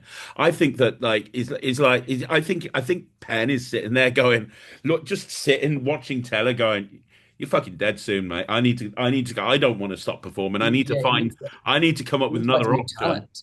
Yeah, I need to come up with another option because I can't do this shit on my own. I need to lean on someone that's got magical talent. Who am I going to fucking go to? I know. Piff, how you doing? What do you think about doing a show? Like, I don't think Teller's. No, I'm joking. Obviously, he's not going to die anytime But if soon. he But I does come do as that. guest of honor, I don't want to just hear him. I don't want to hear him talk. I want to learn some tricks off him. I want to learn some fucking tricks. Look at Yeah. me. I'm adding now a little my rule set if he's allowed to come and lecture. Hey, don't And you turn know, up and just you know tell me how what? clever you You are. know what else Andy There's needs no to do? way. Do you know who the headlining guest of honor is at Magi Fest next week? Because next week, Vanishing Ink are doing it again. They're doing Magi Fest in In Columbus, a week's Ohio. time. It's like a week or a week and a half because I was speaking to Tim Hill. I'm like, you can have a rest now. He's like, no, it's all systems going now to Magi Fest in like a week or two's time. So they're like full on with Magi Fest. But do you know who the guest of honor is at Magi Fest? Don't say Teller. Bill Malone. Yeah, Bill Malone, man. No. We want Bill Malone. Why did the Americans get Bill Malone? We want Bill Malone. Yeah, but we Bring got him over Pip. here. We Oh want Bill man. Malone. Who's at Magi Fest? I'll tell you because we do have a lot of international listeners. So I'll just quickly Magi break down. Here you go. Fest. Are you Magi ready? Festivals. Magi Fest. Here's who we got. Guest of honor, Bill Malone. Oh, Daniel Garcia. oh fuck. John Doran do you know that guy? He's the guy that did the quantum deck on Ellen. Oh Um, yeah, yeah, yeah, yeah, yeah, yeah, yeah, yeah, yeah, yeah. yeah, I yeah. remember He was him. a Oh yeah. NFL superstar, and yeah, he's really good. John Doran. Taylor Hughes, who obviously we just had over in the That UK. bastard's getting to do both. Yeah, I know. What a What the twat. fuck? I've Yeah, never I been need asked to to do do both. Magi Fest. No, I did. My ship sailed. I did fucking session just because Andy was desperate 3 years But ago. I'm well, never going to make well, it. first thing Sunday morning, get in to have his bucket list. Oh, Lloyd's happy now. Bucket list done. Fuck off, Lloyd Barnes. Exactly. Fucked. Helga Thun. Do you know Helga Thun? Yeah, yeah. Germany's knuckle Knuckle busting busting coin coin material. material. Yeah. Alex Hilsey. Oh, have you seen Alex's busking work? No. Fucking unreal. I watched a video performance of her the other day, doing her chop cup routine. Yeah. Uh, and there are some moments in there where I literally had no clue. I was like, well, Wow. I have no fucking idea what's going on. Then you've got Alex Alex Lillian. Lillian. Yeah. Uh, then Ruben Morland. I have a feeling I think it might be one of the highlights of the entire event. And Ruben Morland's going to be the star. Yeah. Henry Harrius, who There is used to be a just joke about Ruben Morland, sorry, that he was Bill Malone's son. yeah, I remember that. And now they're in the same convention together. That's crazy, isn't it? Maybe he did come out of his balls. It could have. Could Great have. set of Magi festivals to come out of. Henry Harrius. Anyway, Marcus Monroe, juggler from New York. So that stand-up comedian and juggler. Eric Mead. They've got Eric Mead.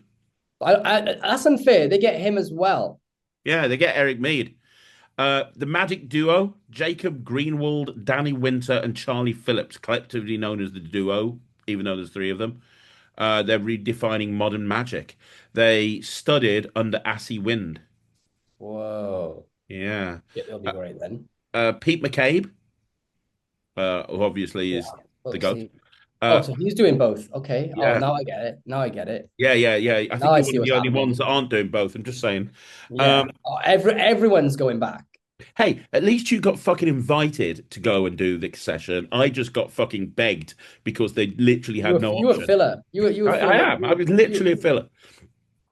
Michael Blomek, who I don't know, but it's apparently a FISM award winner. Yeah. Creative control, hilarious cups and balls routine, which includes 3 cups, 3 balls, and 2 claws. Yes. Felice Ling, Street Magic finalist in 2025 at FISM. FISM Street Magic finalist. Yeah. Wow. Wow, that sounds great. Jason Latimer, the fucking man. He's the man. Wow. Jason Bishop, America's premier magician, past recipient of the Jack Gwynn Award for Excellence in Prestidigitation, Modern Illusions, Humor, High Energy Storytelling. Sounds amazing. Also, that photo is sick of him just like sitting there. That's a great shot. Yeah, it really is. And Raphael Schoetlen, 2-time Dutch champion of magic. Theatrical artistry, Europe's top cabaret stages. Wow. I mean, how cool is that? And obviously you can stream it from home. And they have a dealer hall the entire time over there. And a Danny Garcia workshop as well. Doing a workshop with Daniel Garcia. Wow. I mean, fucking I see how it is. They're fine. Okay, cool. Huh? Fine. They booked everyone except me. It's fine. They didn't want to go anyway. They didn't want to go anyway. Well, it's at least you got fucking booked for the session and you weren't desperation. You weren't fucking like the sessions be my thing, like my whole fucking adult life. I started with the session, but I want to go. Exactly. So, I'm over it already, to be honest with you. Huge bucket list. I'm over this game. Andy, if you're listening to this, you're making Lloyd sad. Why is he not? There's still time. There's still time. You can have an Craig, that ship has sailed. The time's gone. Time's gone. No wonder nobody wanted to mention the words Magi Fest around me. They didn't want me to see. That's because all the other lecturers He's got a cold sore after the convention because he's shook hands with so many fucking people. Literally everybody is doing it that was at the session other than you. Yeah. Even fucking Eric Mead. Fuck that guy. I would. Hey. If I could like a vampire, if I could like steal his like abilities, but I had to Yeah, smash his you know head. what the problem is, mate? Unfortunately, talent isn't sexually transmitted. But this is apparently, I don't know who from. Oh, it's what happens when you put you and Kaylee in a hotel room without kids. Hey, I plead the fifth. Plead the fifth, man. I ain't saying shit. Anything else you want to talk about? It's like we've been doing this for three No, I hours want to get now. off. I'm starving. I want a bacon I want a bacon roll. You want a bacon roll? Bacon roll, yeah. Bacon roll. Oh, I know a really good bacon roll spot at the seafront. I'm gonna go get a bacon roll. I'm Go gonna get a ask for bacon roll. extra cholesterol helpings of butter on it. You deserved it after the session. You fucking deserve it. Oh, So thanks, man. And we'll thanks for wrap being this my up. biggest mascot and champion. I swear to God, right? Like there were people coming up, like Noel Qualter walked past me. The Noel Qualter. Again, he's another one of those people that I'm literally too scared to have much of a conversation with. He came and stood next to me on one in Christian's lecture, I think it was. And I was like, oh wow, dude, fucking congrats on inject and on eject, like it's amazing. And I just stood there awkwardly for a few minutes, like, oh god, it's not a quarter, it's not a fucking quarter. But he came up to me, he was like, I've got up early just because Craig Petty has told me I fucking have to come because his Yeah, parents I've been and I spending had last that month off telling like everyone. 20 different people. So I don't know whether you told them it was going to be good or you physically threatened them. Either way, thank you. I appreciate you, man. But I genuinely had like 20 people come and say. And the proof of the pudding isn't in the fact that you went and did it. It isn't in the standing ovation. It's the It's the fact that you fact that they sold it. haven't asked me back to Magi Fest. Well, yeah, I mean, fuck, they've made a mistake and they know it. Fuck that Andy Glad, fuck Andy Gladwin, fuck Joshua J. They don't fucking that. That's the problem with people like you and me. I don't even get invited to the session. I'm a sloppy second. I get like, oh, we're desperate. What should we do? Well, I suppose we could get Craig Petty. And with you, they're just like, oh, we've got a spot to fill. Let's get them at the session. Should we get them at Magi Fest? Fuck no. We It's got not. the women quota, we got the youth quota. We don't have any Welsh here apart from James went and Matt on the thing, but we don't have, the Welsh contingent. So let's get a fucking, That's what speech it is. jagger in. But the bottom line is, despite the fact that they have absolutely no respect for you at all, Lloyd, despite the fact that Andy and Josh, And at this point, they're basically just spitting in my face. yeah, they are. Spitting Despite the fact that they think you're so shit, and it was they probably booked you because they were having a bet about how hard you'd bomb on stage, and Yeah. they just thought it would be funny. It's like a Do you know rip. what happened? They were like, we need someone that's creative, someone that's good, someone that the kids will like, and someone that everybody knows. Like, But Daniel Garcia won't but Danny travel. Garcia can't get over to the UK, so fuck. But despite all of that, the fact that your lecture was amazing is the fact that you sold out of everything in 30 minutes. And you literally got mobbed. Kaylee almost got mobbed. If it wasn't for Super Elston walking in and stepping in and saving the day, your wife would have collapsed under a sea of magicians. So, that shows how good your lecture was. People wanted to spend money on and it wasn't because they wanted to learn the method. You went through the method. They saw the trick, they learnt the method, and then they still wanted to buy it because they were like, no, I want to fucking do that. I'm going to pay the money. And it's not cheap. It can't be because it takes you so fucking long to make each one. And yet people wanted to spend their money during an economic crisis in 30 minutes, even though they knew the method. That tells you everything you need to know. That's really kind. Thank you very much, man. And shameless self-promotion. If you would like to get a Vanishing Elephant, we are working on the first batch that goes out in early February. Pre-orders are open now, Lloyd.tv. And he will be OYD.tv. Lima Lima, Osco, Yellow, Dickhead.tv. And I have one. I'm excited. I'm going to be showing everyone my elephant. Well, actually, Ryland's got one, but I'll steal it off him. Trunk. Yeah, there's two pockets out. Exactly. But with that in mind, Lloyd's got a bacon sandwich that he needs to go and eat, and I've got a fucking business to run. So we're going to wrap this up now, but we'll be back next Wednesday with another magic podcast where we'll be dissecting probably. We haven't mentioned Peter Nardi's bollocks, so just there's the bingo card. I need to mention that Shark Traeger came to the convention, one of my favorite humans in history. Shark came along. Well, that was one of the highlights, just seeing him turn up and spending time with him. I haven't seen him for ages. It's amazing. He's such a great guy. There's so many people that I know I've forgotten to bring up that I was just happy to see and be around. But a massive shout out to Shark for coming along. Absolutely. I love that guy. And okay. Yeah, let's just go. Let's go. I'm not completely agree. Yeah, you go get a bacon sandwich. Wrap it up, mate. I'll put some topical ointment on my cold sore.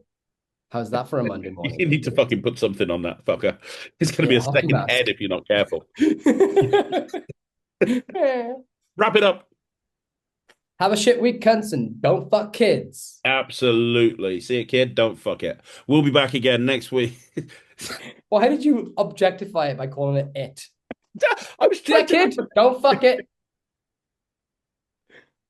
It could be a boy or a girl. I was just trying to don't fuck. If I'd said don't fuck him, it would have been what? Don't fuck kids. Don't buy the Ted Karmalovich books. Don't use the Magic Cafe. That kind of sums it up really well. Yeah. Fuck Steve Brooks. We'll be back next week. Thank you. Thank you so much for what. Oh, that's we haven't been cancelled at this point. I think we're fucking bulletproof. Oh, I think we have. Someone told me that someone, Alex made a thread. This guy who Alex, who we're going to Mexico with to lecture for in October. Me and you. Yeah. He made a thread reviewing my lecture pack, and it very quietly got removed. Yeah, but we've still got accounts. Like, I don't fucking understand it. At this point, we could turn around and say, Steve Brooks, that Jabba the Hutt fucking looking motherfucker with all the wit, charm, brains, and intelligence of an Alsatian dog after a head swap operation. He's the person that's fucking single-handedly operating a website that enables pedophiles, and he doesn't give a fuck. I could say that, and I'd still have an account. Well, we're about to find out. We're about to find out. He's like, yeah, you know. Craig, like, well, yeah, you probably would. No. He wouldn't promote fucking me. I'm too old. Thing is, right, just to reiterate with the Magic Cafe, in case anyone's wondering what the hell we're going on about, there's a paedophile that went to prison for 5 years. His name is Ted Karmalovich. Spent 5 years in prison for fucking kids. And he was a teacher, and the kid was his student. Yeah, 15-year-old for 7 months. He was fucking a 15-year-old. It's disgusting. Not even a sign of the times type of situation either, because he spent 5 years in prison for it.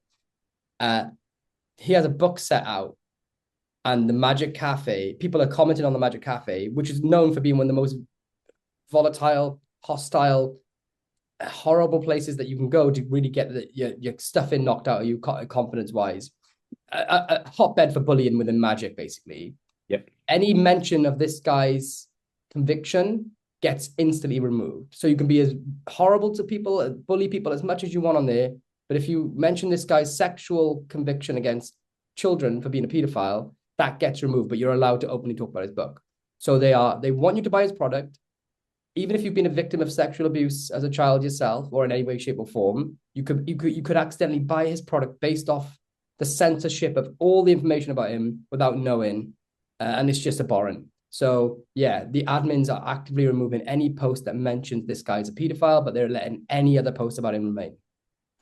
And then they say that the reason that is, they made a statement, is because they don't want to foster a environment where like there's like a chance that people are getting attacked. Hello, go look at Red on the Magic Cafe, motherfucker. And where was that attitude when I was getting fucking destroyed? Go to the Magic Cafe, bring your gum shield. Yep. They can't pretend that isn't the Magic Cafe. Fantastic place for research, fantastic place to get bullied.